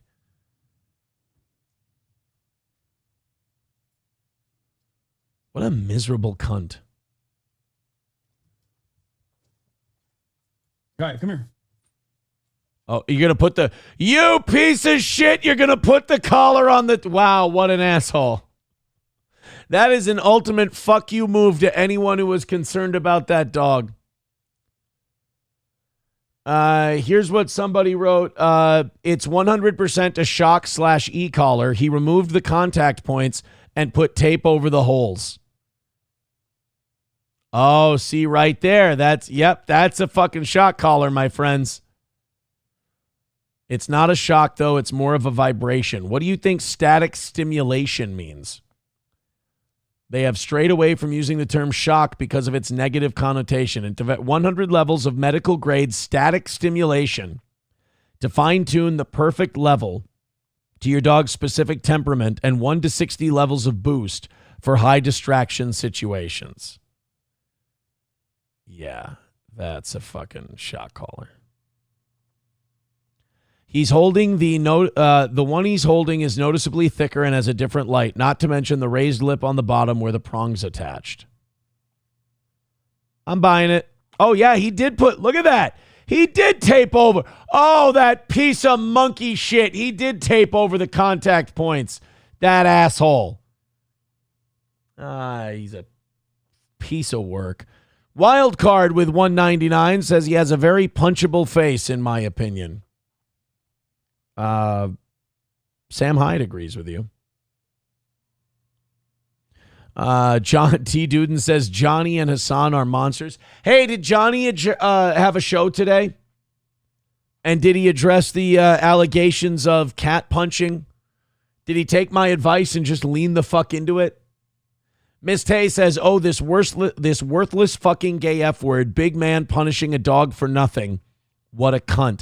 That's just it. Like, okay, let's give Hasan the benefit of the doubt on everything here. And let's say, all right, it's a dog vibration collar. You're setting off the dog vibration collar because the dog wants to walk around the house. And you think what? He should sit there? Nobody should be forced to sit in a room and watch you stream. They do that in Gitmo to get answers from terrorists in a ticking time bomb situation. Your dog should not be made to do that. So because your dog wants to walk around the house, you're now going to vibrate its neck until it yelps. You're a dick. Miss Tay says his dumb cunt audience probably believes he didn't do nothing. I mean, imagine an audience that swallows the shit he feeds them. Right? I mean, imagine being that a fan of his kind of programming, I can't imagine you're the sharpest knife, you know? Let's go ahead and check out this $10 from, Pen 15, no Pen 15 Fathead with $10 says put this towards Balls. All right, Balls Deep is getting an extra $10. So that's going to put him back in the top 5 at number 4 with $41. Wally World in the Cuccarino chair at 32. And Goat Wrangler falls out of the top 5 with 31. Thank you guys so very much. We are also, so that now puts us $55 away from next Monday and 84 gifted memberships away from 600. Abletitious with $1 says the Germans have a word for that. It's backpfeifen. I can do this. The Germans have a word for that. It's backpfeifengeschicht, which literally translates to a face badly in need of a fist. You know, even though that's probably not really a German word, I still wanted to pronounce it as closely as I could. Thank you. Fauci's Pangolin says, not Goat Wrangler, my God King. Well, everyone wants to contribute to everyone else. You guys can play around with that top 5 any way you'd like to. $55 away from next Monday. Jesus. I'm seeing some very, very funny lines in the YouTube chat. Salt Dumpster, very good. White Snake says, how much money do you think Mersch is going to gamble and drink away tonight? Well, I just hope he's learned his lesson. Pay that goddamn car bill first.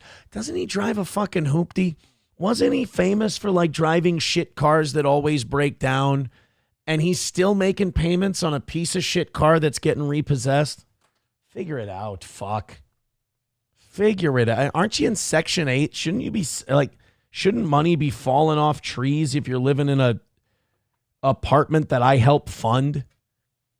And a vehicle that you don't make payments on anyway? Like, it shouldn't you? I don't get it. I think some people, no matter how much money they make, they just, they can't hold on to any of it. $10 from Miss Tay says, loved hearing the Toe Boys call into the show. Aw, Hobo, I knew you were a fan. Hobo loves Miss Tay. Loves her.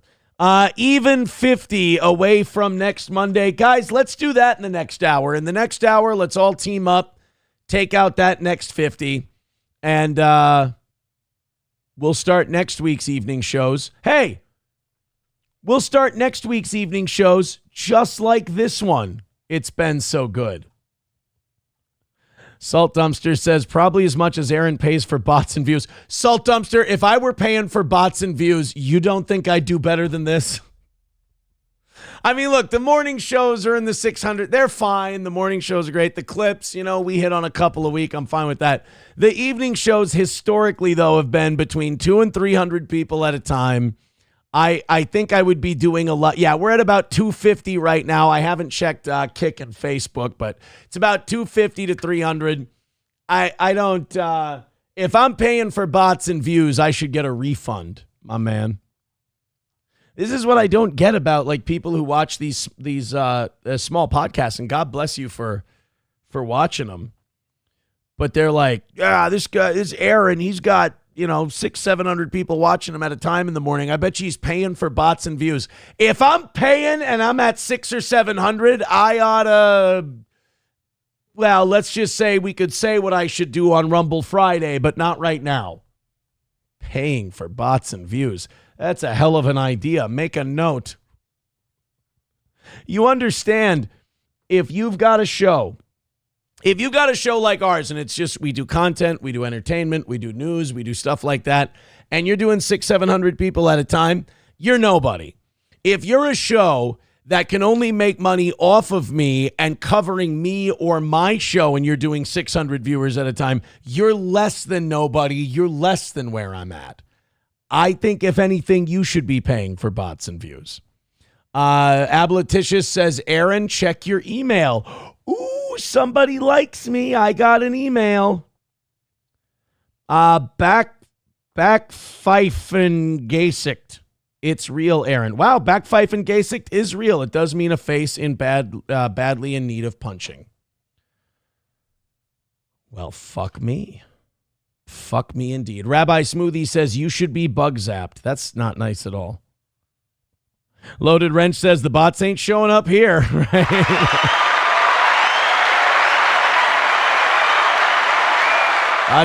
Bots ain't showing up where I live, my man. We got some new details on that Kevin Lubke, the 22-year-old African kid who posed as a high schooler and was going to school in White Bear Lake here in Minnesota. That's right. It has all the hallmarks of a Minnesota story in 2025. African immigrants, no records from country of origin, and blatant fraud. Ready? Let's see what they found out. Tonight, the White Bear Lake school superintendent is explaining how a man managed to enroll in high school posing as a teenager. He says the man claimed to be an unaccompanied youth and lied on forms. What happened was with this Kevin Lubke, his dad owned a shitload of hotels, right? He was a hotel magnate where he came from. And Kevin Lubke wanted to take over the hotel chain when his father retired. The problem was his father didn't believe that Kelvin Lubke could handle running the business. So Kelvin, at 22 years old, had to go and complete every single grade, K through 12, in 2 weeks each. And then Kelvin could take over the hotel company. And so Kelvin was trying to accomplish that. The only problem is his wealthy hotel magnate dad never informed the high school. So then it became this whole big scandal. Waiting for the first person in chat to say it, and then we'll continue on with the rest of the show. I'm seeing the LOLs. Brian says, this sounds like a movie plot. Bigot on Socialist Media says this sounds familiar. No. It's just an African kid looking to take over his dad's hotel business. That's all it is. All right, fine. You're right. You got me. It has nothing to do with the guys. His dad doesn't own the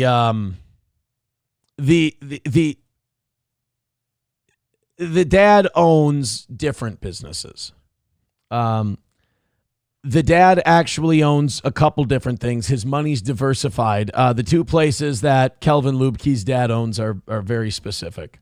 Today, Nigger League Museum and Arthur Bryant's Barbecue. Yeah, I'm sorry. What were those two businesses? Nigger League Museum and Arthur Bryant's Barbecue. Oh, okay. Well, that's it's good to be diversified, museums, the arts, things like that. Abletitia says, my favorite museum. All right, I'm sorry. Let's go. I have a tendency to be self-indulgent. Let's continue. It's Mike Manzoni joining us in our newsroom tonight. Mike, the superintendent says the district had no options there. Kelsey and Randy, the superintendent says state law requires districts to enroll unaccompanied youths, even if they cannot provide documentation proving that they are who they say they are. So, listen, again, this is the state of Minnesota.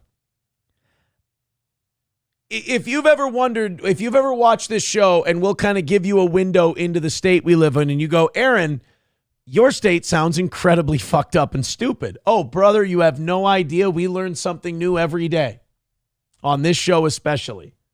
In this case, the fact that if you say you're a 17-year-old kid and you come in with a full beard and dreads and tattoos and shit, yeah, you're a 17-year-old kid.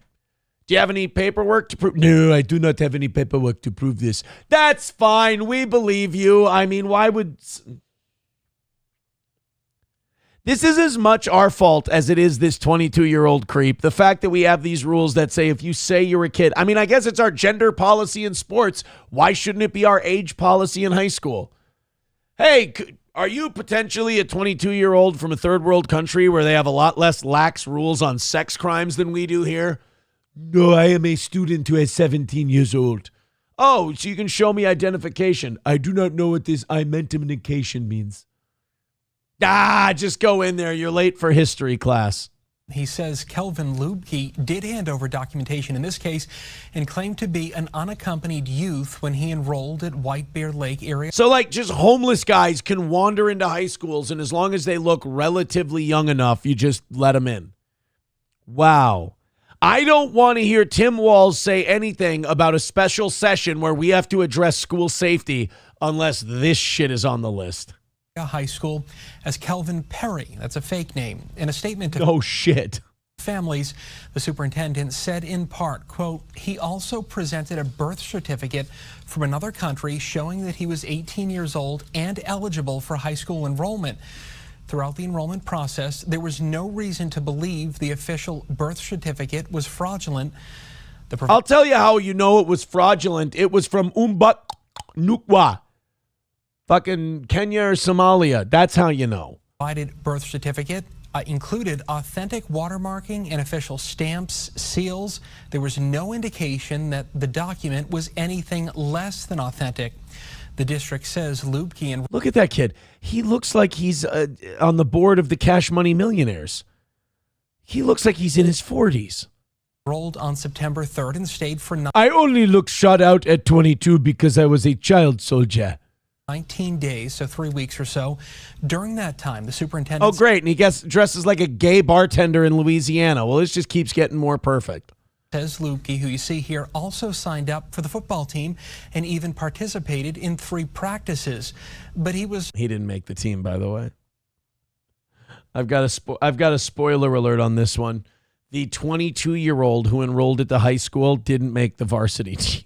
Not homeless, as he claimed. Lubke actually lived with a couple he knew from church, and that couple told us they thought he worked at a nearby McDonald's and had no idea that he had enrolled in high school. Lubke is still in custody as police continue to investigate what happened here. I'll tell you what happened here. Some freaky deaky 22-year-old guy snuck in under the wire to a high school because he thought he could pick up teenage chicks. And you guys have him in the right place, in a jail cell. Thank God. Aboliticious with $5. 5 gifted memberships from Aboliticious. Thank you very much, buddy. I have sworn on the altar of God, total resistance against every form of tyranny, against the mind of men. We are $25 away from tonight's goal and 79 memberships away from 600. Thank you very much. As Packer with $4.99 says, God damn, I graduated White Bear in 1997. Wonder if I can stroll in. Well, make sure you don't have any documents. You'll be fine. Honky with $2 says, to deceive the school, he had a simple plan. Just say, I'm just a kid. I don't want to grow up. I'm a Somalian kid. $25 away from next Monday. Finish it off, guys. Finish it off. $25 left. Brian, by the way, got one of the memberships from Aboliticious, as did Taste Fairy, Landers, and there was one other one. Fuck it. I missed it.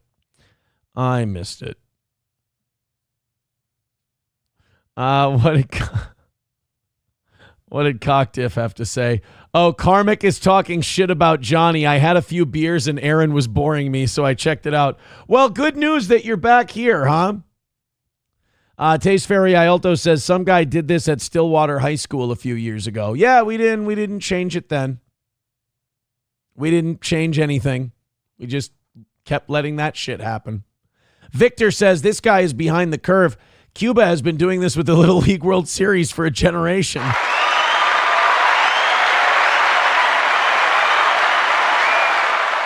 Hey, Victor, quick request. Can I get the Sam Elliott, no one's saying you can't own a gun, no one's saying you can't carry a gun, we're just saying you can't carry a gun in town? Can we get that one? I think it's about time that we have that one. Thank you, buddy. Cocktiff says, going back to Carmex, Gonna tell him Aaron is sniping. Oh, please do. Please do that. He'll lose his mind. I mean, obviously, with the shitty show that we're doing, we've still got better things to do. But please go, Cocktiff, if you feel like having a few beers tonight and stirring up some shit, I'm not gonna stop you. It's all love, though. We're just having a little fun. That's all it is. $25 away from knocking out next Monday's goal. Thank you very, very much. Bang it out. Let's call it a win, and let's keep this winning streak we're on going longer. A meteorologist in New Orleans, Louisiana, was arrested early Sunday morning on domestic abuse charges. As authorities allege, he got into a fight with his girlfriend and punched her several times while her children were nearby. This does look like it was a bit of a scrap, though. This looks like, if you take a look at the photo there, this looks like it was a two-sided affair because he's got those same scars that the Shredder has, that he wears the mask to cover up, that, Splinter gave him. She got her claws into him. Arrest documents obtained by Fox 8. Come on, we got to have some. There we go. He didn't work for Fox 8, that's for sure. I'm guessing Fox 8 is not WDSU. These TV networks love this shit. When one of the other guys gets in trouble, they're doing a video story about it. Meanwhile, the other, the network that he comes from, they're just doing like a little 2-paragraph blurb on it from the police report, and that's it. All right, let's find out what happened to old Devin Lucy. Second. Well, Jefferson Parish deputies say that they have arrested the chief meteorologist at WDSU, Devin Lucy, and booked Lucy with 2 charges, including domestic abuse, child endangerment. I love that none of them give a shit about like the fact that he did like his actual crime. They don't give a fuck if it was a fight. They don't give a fuck what happened, whether he's guilty or not guilty. They're just happy that the other side's guy is in trouble, and they're going to bag on him, and they're going to lay it on thick, and they're going to, oh my God, this is terrible. How could he do such a thing? This is good for them. Deputies say that yesterday they were dispatched to a home in the 2700 block. You know, I get this same scar when I try to eat a cheeseburger too fast. It's a bitch, man. Of Bark Avenue in Marrero. When they got there, deputies spoke with the victim, who said that they told them that she got into a physical fight with her dating partner of more than 4 years. Oh, no. Some cocktiff wrote into Carmax and said, Carmax, Steel Toe is sniping you. And somebody wrote to me, he's chewing you out now.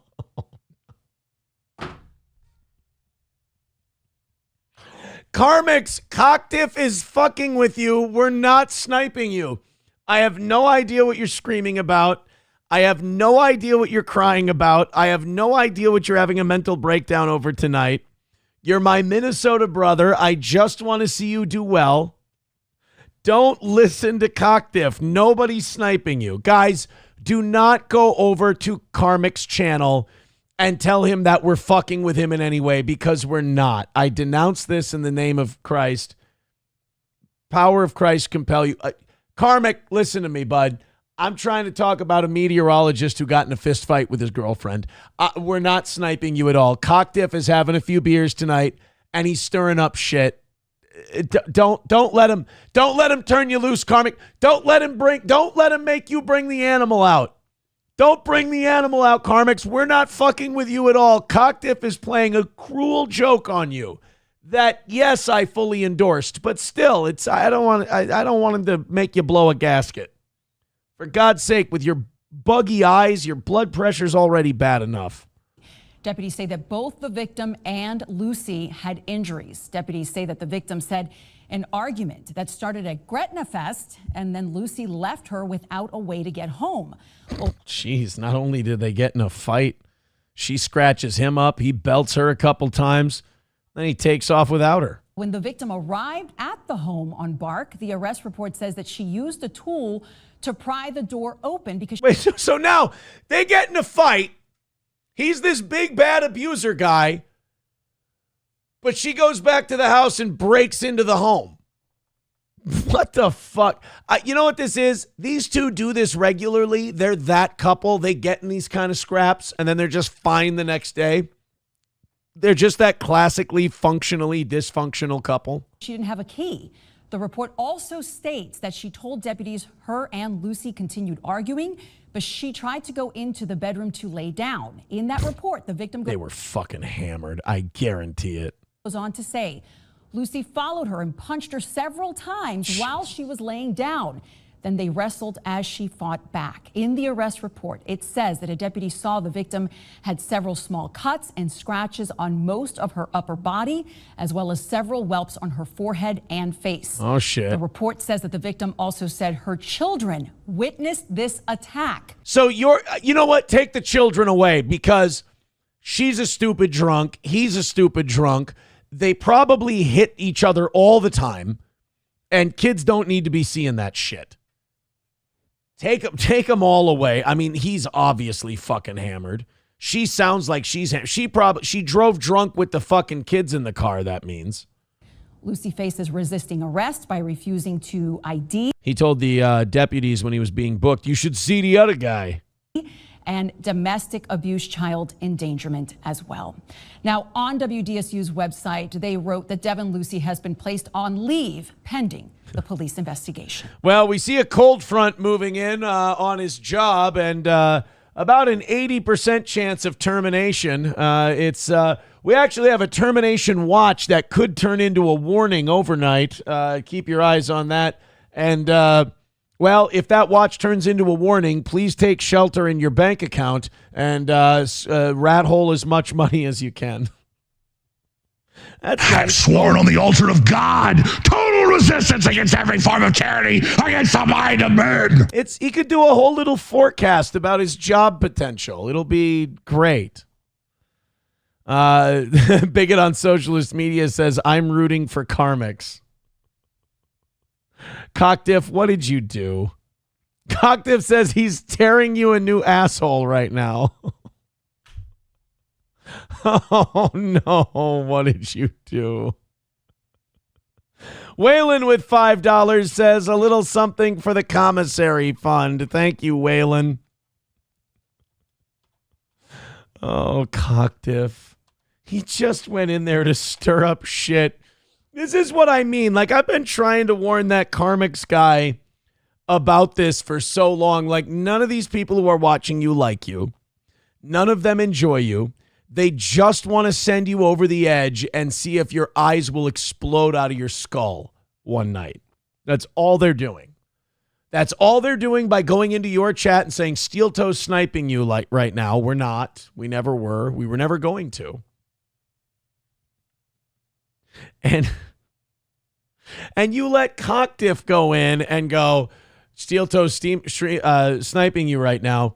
And then, and you know what? To prove my point, Karmic, as I tell you, nobody's a fan of yours. They just try to see if they can get you to have a meltdown. Cockdiff goes into your chat from my show, fully intent on causing you to have a meltdown. And what do? You have a meltdown.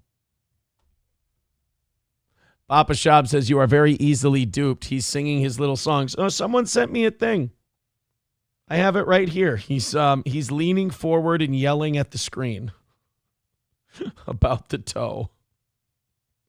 All right. Well, Cockdiff, you know what? Look, I think, he's chewing you out now, and it's him. Yeah, he's got both palms on the table, and he's shouting. I hope he's moved on to singing. That would be nice.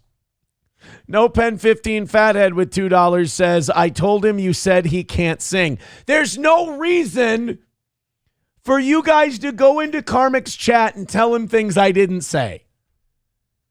It's not nice. What you guys are doing is mean. Stop going into Karmic's channel right now and instigating things. Miss Tay says he's a drunk, druggy, emotionally stunted gay F-word and not a real man. Well, I mean, everybody's got an opinion. This is America. Cockdiff says he said he would send me a Karmics VIP hoodie. Hey, another win for you.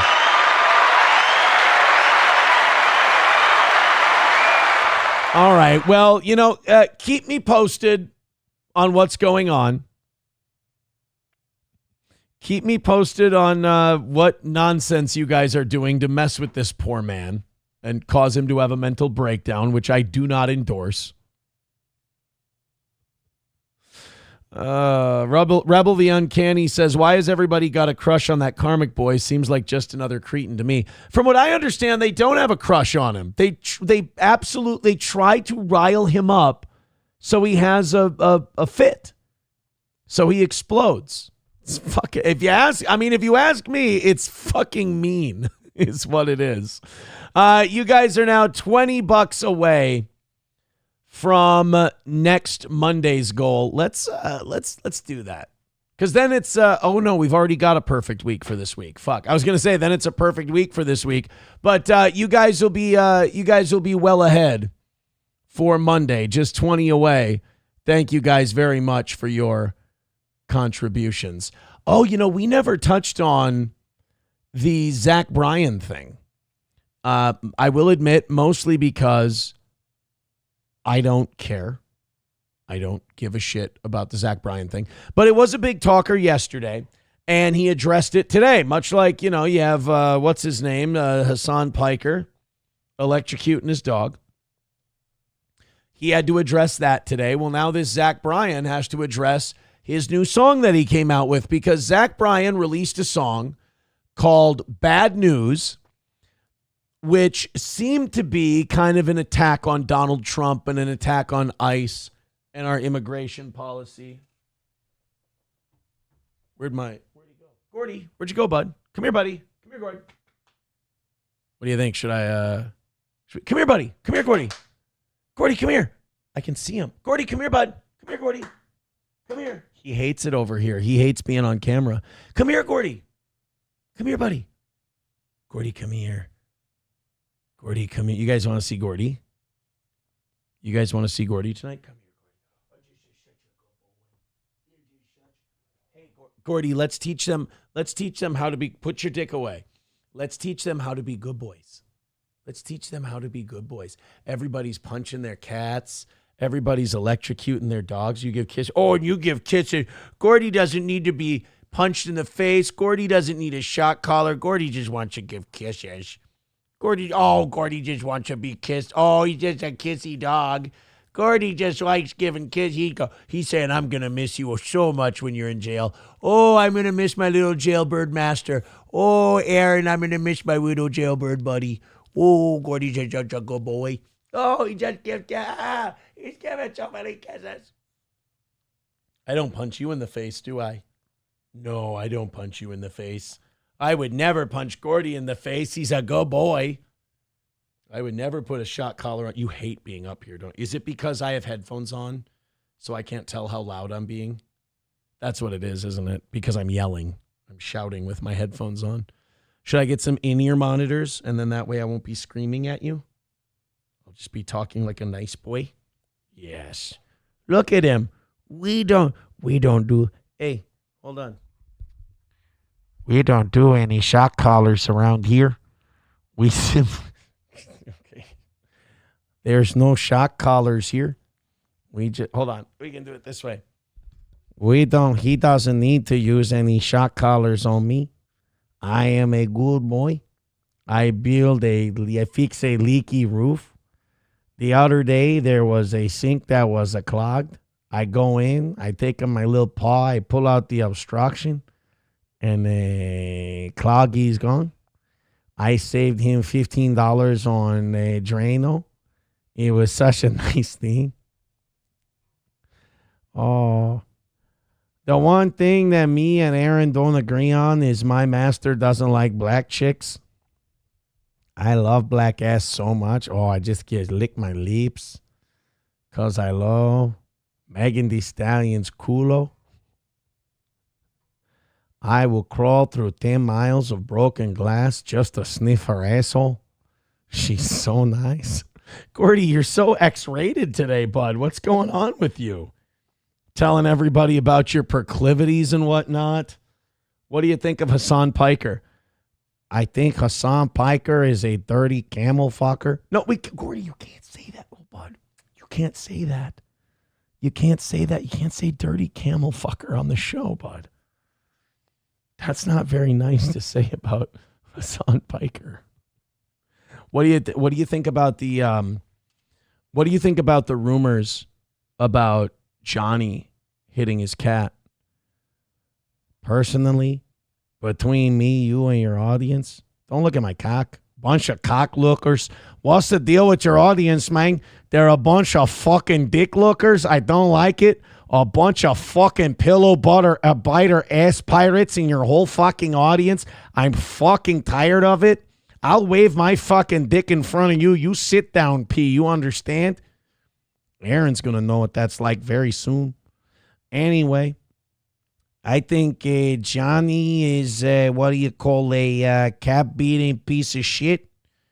I think he punches his cat in the fucking head, which is fine with me because cats are pieces of shit. You're such a good boy. I like your hot takes.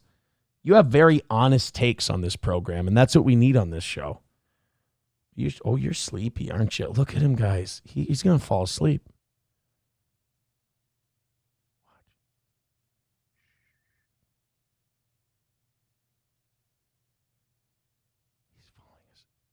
He's legit falling asleep.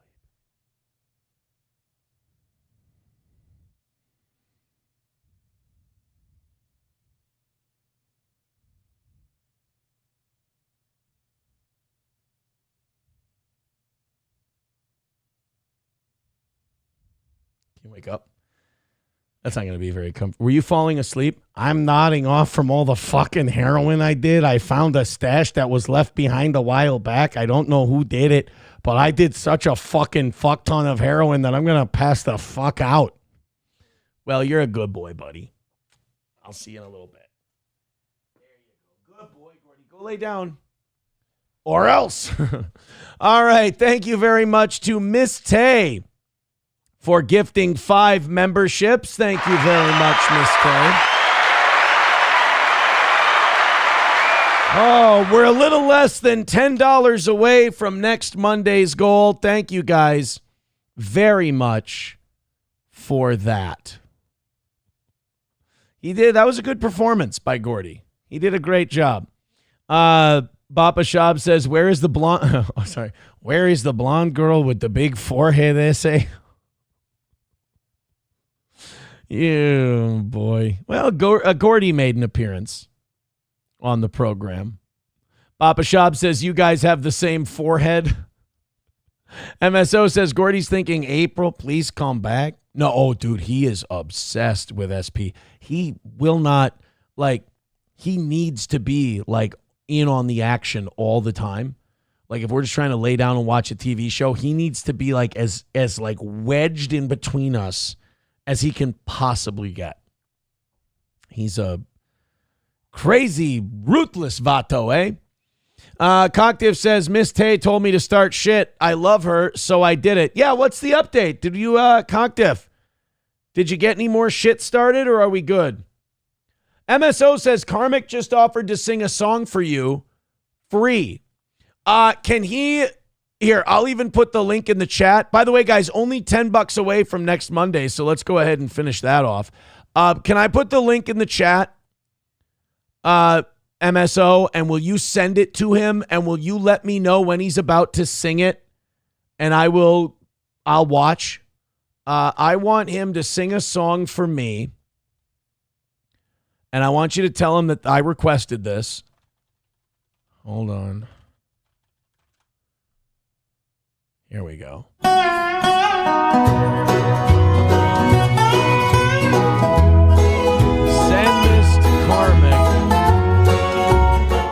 Send this to Karmic as my karaoke song for him to sing for me. There you go. Send that in. Named Ramblin' Bob. He used to steal, gamble, and rob. He thought he was the smartest guy around. But Bob found out last Monday that Bob got locked up Sunday. They've got him in the jailhouse way downtown. He's in the jailhouse now. He's in the jailhouse now. Well, I told him once or twice to stop playing cards and a shooting dice. He's in the jailhouse now. Hi-de-o-delay. Oh, I can't get that high. All right, see if we can get Karmic to do In the Jailhouse Now for me. And if he does, I want to see it. I want to watch it. I want to watch him do In the Jailhouse Now. Keep me posted on this. I know it's been a little loosey-goosey today in terms of the format, but I really think this could end in a good place. If we can get Karmic to endorse singing In the Jailhouse Now. 78 memberships away from 600, $10 away from banging out next Monday. I appreciate it. Hobo says, stop smiling so much. Your second chin is going to flap over your face. It's that third one that sneaks up on you, though. So I don't, I need you guys to get over there. I need you to take care of that with Karmic so that we can, so I can get if he's offering to sing me a free karaoke song, I mean, I'd be silly to say no. I mean, especially after Cocktiff went, it's the least we can do, seeing as Cocktiff went on his show and fucking made him throw a fit. All right, what are we going to get rid of? Should we get rid of this one? Fuck you! Yeah, let's get rid of that Zumach one because we still have this one. Fuck you, Aaron! Yeah. Let's get rid of that one and let's install this one. I'm so happy we have this drop now. Let's go ahead and test it out. Nobody's saying you can't own a gun. Nobody's even saying you can't carry a gun. All we're saying is you can't carry a gun in town. So happy to have it. So happy. Cocktiff says, somebody else do it. I got his BP up. Well, somebody go in there and copy and paste that link and see if he'll do it. Miss Tay says, I'm in the cuck chair now. Abletitious says, Zumach is so last year. Yeah, he is. He's, I'm 2008. He's 2000 and late. I think you're right. All right, guys, let's knock out that last $10 and call it another win for the toe. Thank you, Victor, for sending that in. So Zach Bryan released a song called But Fuck Me Jesus. No, it's called Bad News, which I guess, same thing. It appeared to be critical of Donald Trump. I'm not going to, we don't want to read the lyrics, do we?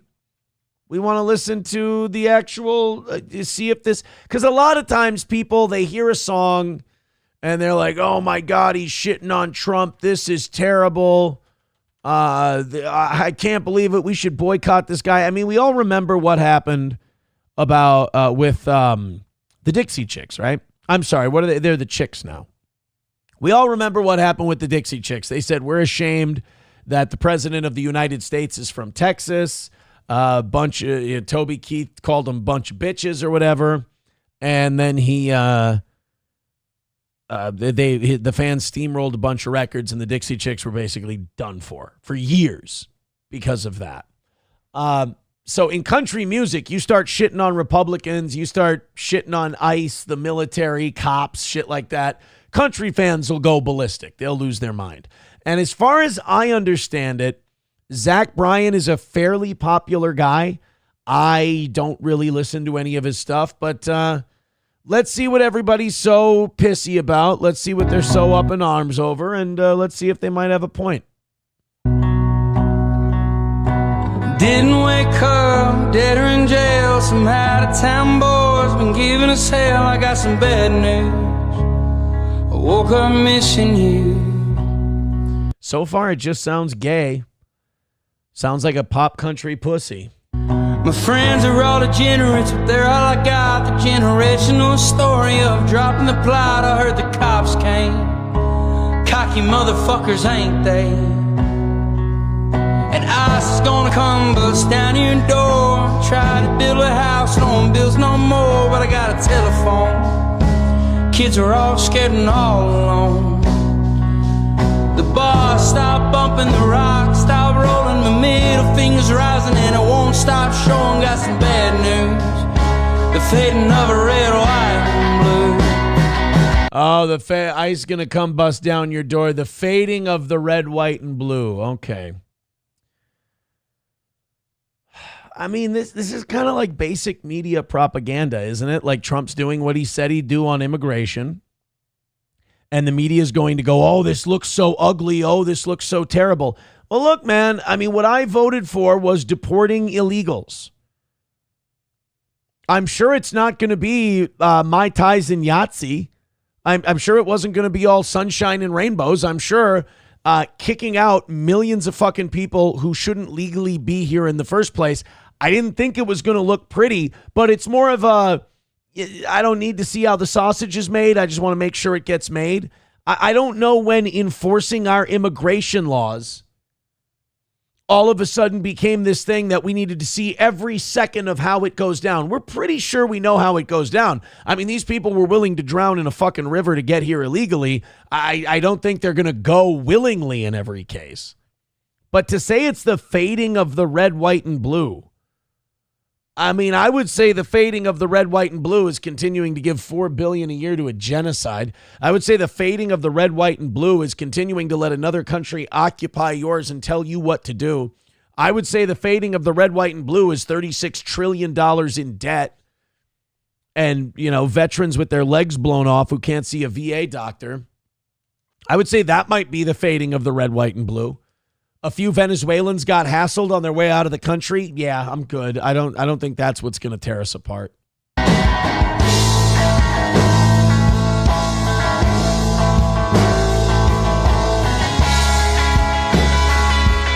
mean, does he need to be canceled for this, though? I mean, this is another thing where, like, conservatives are starting to bug me.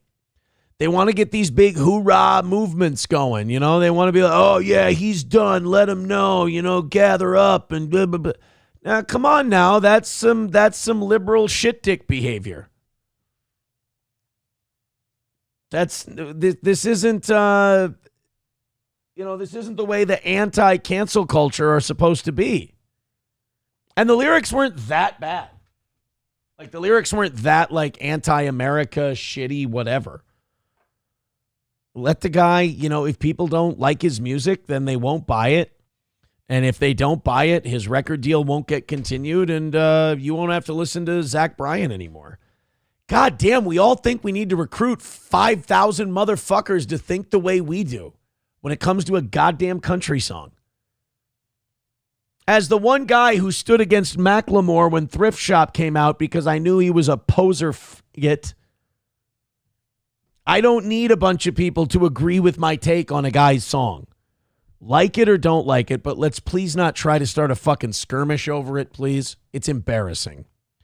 Yeah, you know, I actually like, I do have one Zach Bryan song now that you guys mention it. There is one song that I like, and I want to pull it up. This is one of his first ones. This is one of Zach Bryan's first songs, I believe. I've been selling my hoe, sucking all day, overtime hours for being real gay, so you can see that I'm queer. So throw me a parade, pipe that hole and blow my homies away. I'm so damn gay, and I don't want boobs. The penis for me, the penis for you. Wish I could fuck some butt in a room full of dudes till I just living in the gay world. I'm a homo.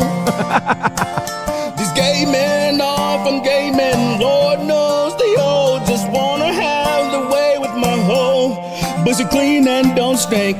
Wanna blow on some dudes till the cream starts to flow. And I don't want some boobs, cause the pussy ain't shit. Come and grab my rear end. I love man's ass. I love man's ass. That's just, I mean, to me, that's the best Zach Bryan song that's ever been released. Point, period, end of story. Oh, man. You know Zach is a gay F word if draws an imaginary line and says, you're not my fan if you support Trump. Is that what he said? Because we do have his response. He said, the song continues. In a statement posted on an Instagram story, Zach Bryan wrote that bad news was written months ago and that people need the full context of the song. All right, the floor is yours. This shows you how divisive a narrative can be when shoved down our throats through social media, Bryan said. This song is about how much I love this country and everyone in it more than anything. When you hear the rest of the song, you understand the full context that hits on both sides of the aisle. Everyone now using this as a weapon is only proving how devastatingly divided we all are. We need to find our way back. Willing to hear some ideas. He continued, I served this. You can't find your way back when part of the divide wants to tear away at the fabric of the nation and its morality. That's difficult to do. He continued, I serve this country. I love this country. And the song itself is about all of us coming out of this divided space. I wasn't speaking as a politician or some greater than thou a-hole. It's holier than thou. Just a 29-year-old man who is just as confused as everyone else. I think the sin here is that, and this happens a lot in the music business, a guy got to feeling himself. An industry creation, an industry plant essentially, got to feeling himself and decided he was going to tell everybody what he thought. And at 29 years old, not a lot of people fucking care. You know, I don't think Eric Church did a song that had any kind of social commentary in it until like 6 years ago. And he's been around for, 25 years. Like you gotta serve your time. You gotta be in your 40s and have a few kids and live the life before you can even broach the idea of social commentary. I mean, Eric Church, I don't remember like a lot of social commentary coming from him until Stick That in Your Country song. And that, that was barely political. You know, like sing about the man coming back from war, 25 going on 54. It's not exactly a heavy statement. Take me on up to Detroit City. Jails are full, factories empty. Mama's crying, young boys dying. Under that red, white, and blue still flying. Drop me on to Baltimore, where every other window's got a plywood board. Where dreams become drugs and guns. The only way out is a shoot. Stick that in your country song. Yeah. Take that one to number one. Like, I don't remember him doing anything. Singing along, man. Stick that in your country song. Yeah. Honestly, before that, I remember him doing a song where he said, I believe that gas is too damn high. Real political stuff. Lander says this is gayer. I wasn't trying to say it wasn't gay. I'm saying he's like, I'm just a 29-year-old who's trying to fucking just, show a piece of my soul. Shut the fuck up. Make some goddamn music. What other songs does he do? Is Zach Bryan known for social commentary? What's his biggest hit? What's Zach Bryan's big song?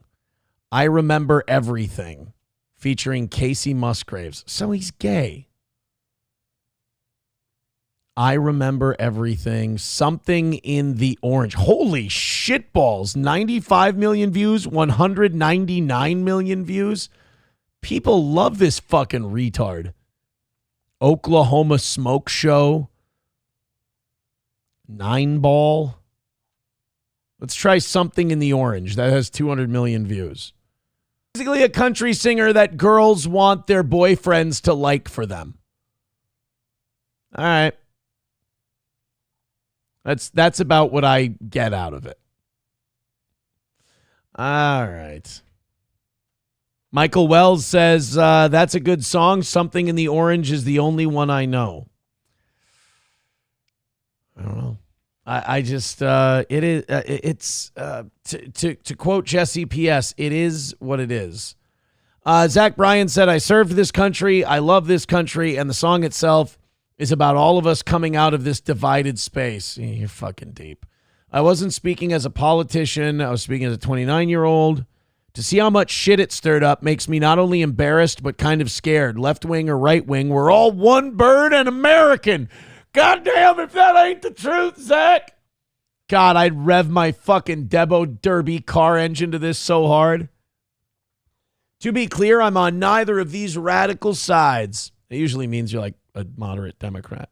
To all those disappointed in me, either side of whatever you believe, just know I'm trying my best to, and we all say things that are misconstrued sometimes. I don't like, how many times have you watched a celebrity decide that they're going to get into the political commentary game and they get bent over and graped in the ass by their audience? What made you think it would be a good time for you to give it a shot this time? I don't know. Cocktiff says, I started the CarMax war. Time to start a race. You didn't really start a CarMax war, though, did you? I don't think you really did. I mean, I think he just kind of yelled at me for a little bit, and then I didn't hear any updates after that. So I don't really know that there was a CarMax. You were trying to get his eyeballs to bug out of his head. And I really don't think that mission was accomplished. Hey, boys and girls, we are $10 away from next Monday evening's goal, and we got 10 minutes left in tonight's program. Let's see if we can fuck that shit up before the end of the night and the end of our evening shows. Gordy has to go potty also. You know what? We knock out this goal for Monday. We'll do one more Gordy appearance by the end of the night. How's that? All right, now I got to pick from all of these stories. I got to pick my favorite one. Boy, this is going to be difficult. This story's gay. A dog shit story. That could be fun. Let's do the dog shit story. A Chicago woman was caught smearing dog shit on somebody's Cybertruck. Dude, rubbing shit on Teslas and setting Teslas on fire is like so last spring. John Evans, who was visiting the Windy City, told Fox 32 that he parked his Tesla Cybertruck Wednesday in the city's North Olmsted neighborhood while in town for a conference. But when he came back, his patriotic American flag wrapped truck, oh, you douche, complete with President Donald Trump's gold leaf signature across the tailgate, was covered in poop.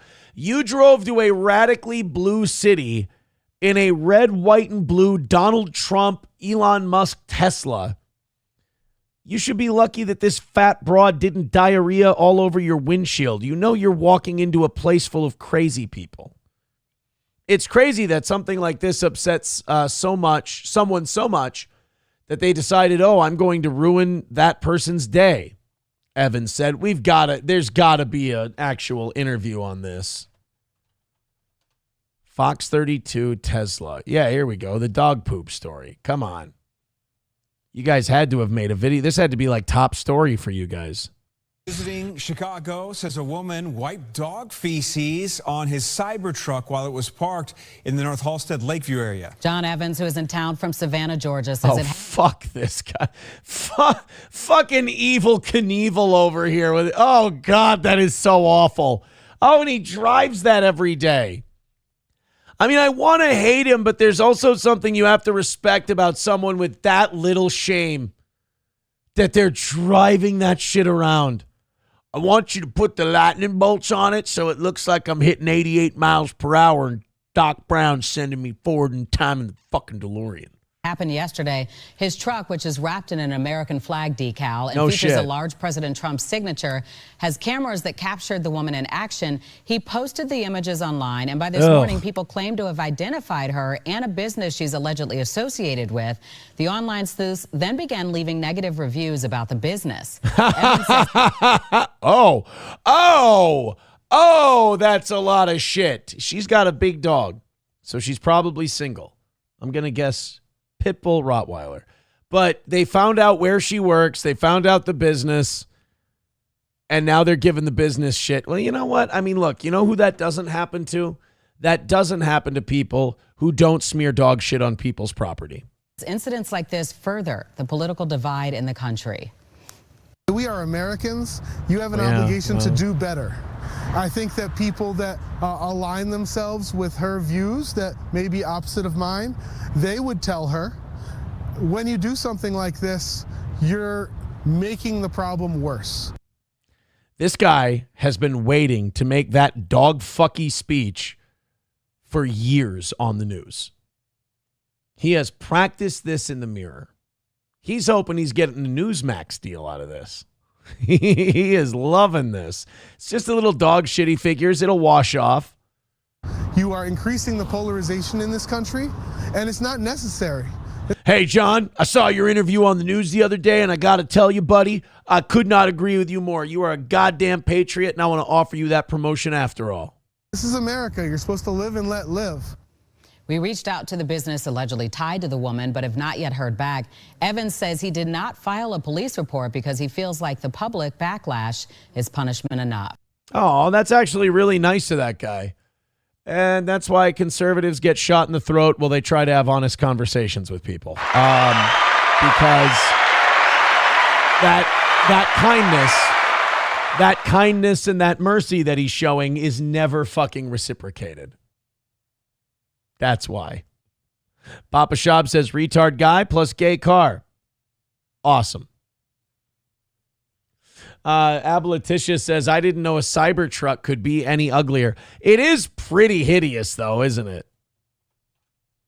It's by far one of the most awful vehicles I've ever seen. Ironically, you could drive a Cybertruck through the gap in that guy's teeth, too. Holy shit.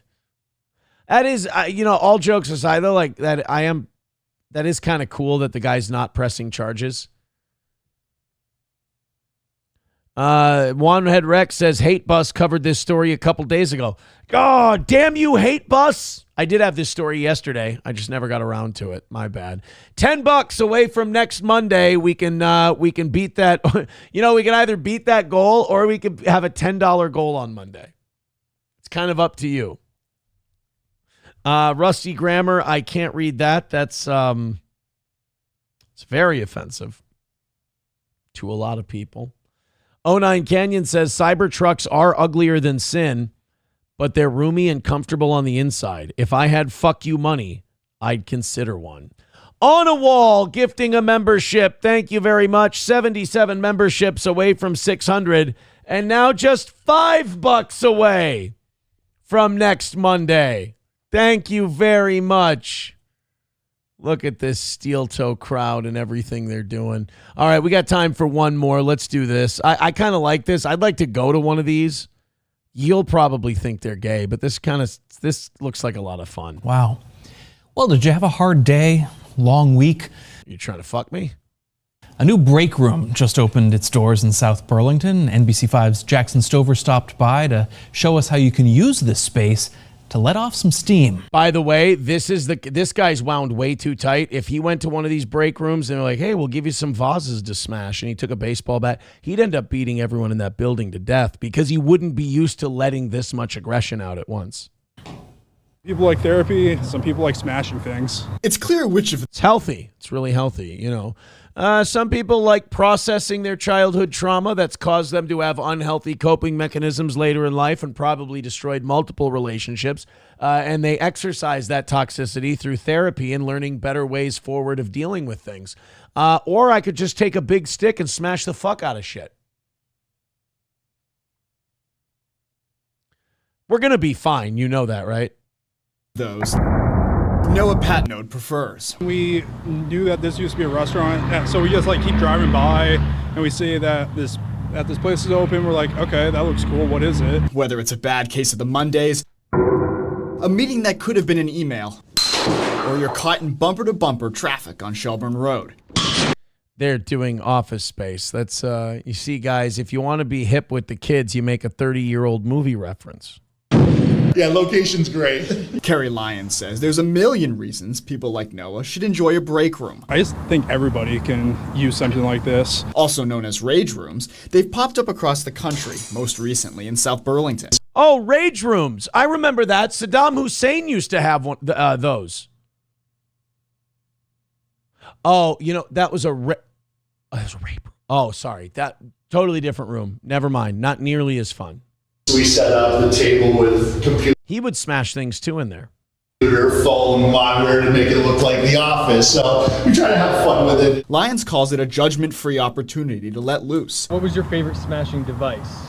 The crowbar. And to release that stress on a series of breakable objects in a safe and isolated space. We're not doctors. We're not saying it's therapy, but we can tell you that people... Right, because most therapists would call this a really unhealthy way to process your daily traumas. But it is fun to listen to things break. That have come in have said that they feel better afterward. Tough day at the office? The break room has plenty of room for you. Bro, you're not going to be able to swing that sledgehammer like a real man. Just put it down, grab something lighter. This is going to be bad. Don't do it. Don't do this on camera. I don't want to watch you do this. I'm not going to be comfortable. You and your coworkers to air your grievances. You ready? I'm ready. She's going to do... But it's not all baseball bats and golf clubs. There's also a paint room where you can let your creativity run wild on a canvas or become... Yeah, like if you have a lot of aggression, but you still want to be super flaming. ...the masterpiece yourself. Ooh. Nice. And no matter your reason for coming, owners hope you leave feeling a sense of peace. We had one person say that, that they haven't seen their child smile in 3 weeks. Can we call CPS? That would be nice. We had another person that came out saying they've been battling infertility for 5 years and really needed this outlet. So what? You go to this guy's business? Is he just going to air all your dirty laundry? Hey, man, my cock hasn't worked for a year. Thank you so much for letting me break glass here. Infertility. Was he coming? Guy said he's been infertile for 3 years. He was just blowing ropes all over my walls. I don't want to come to your establishment. Sort of the response that we've been getting and the reasons that people are coming in has really been impactful for us. Cool. So if you're shooting blanks or if your kid is harboring deep serial killer attitudes, come on down and break some plate glass windows, and I'm sure that'll fix something. It's got to, right? The fuck? Well, thank you guys very much. Hey, guess what? We are going to be, get ready for this, we are going to be $5 away from Monday's goal when we start up these evening shows again. Goddamn right. On a wall with $1 says, you know what's cathartic? Shredding stacks of time cards in a giant shredder. And with that, we're taking off for the night. Thank you guys very much for joining us. We will see you again tomorrow morning, bright and early at 6 a.m. See you soon.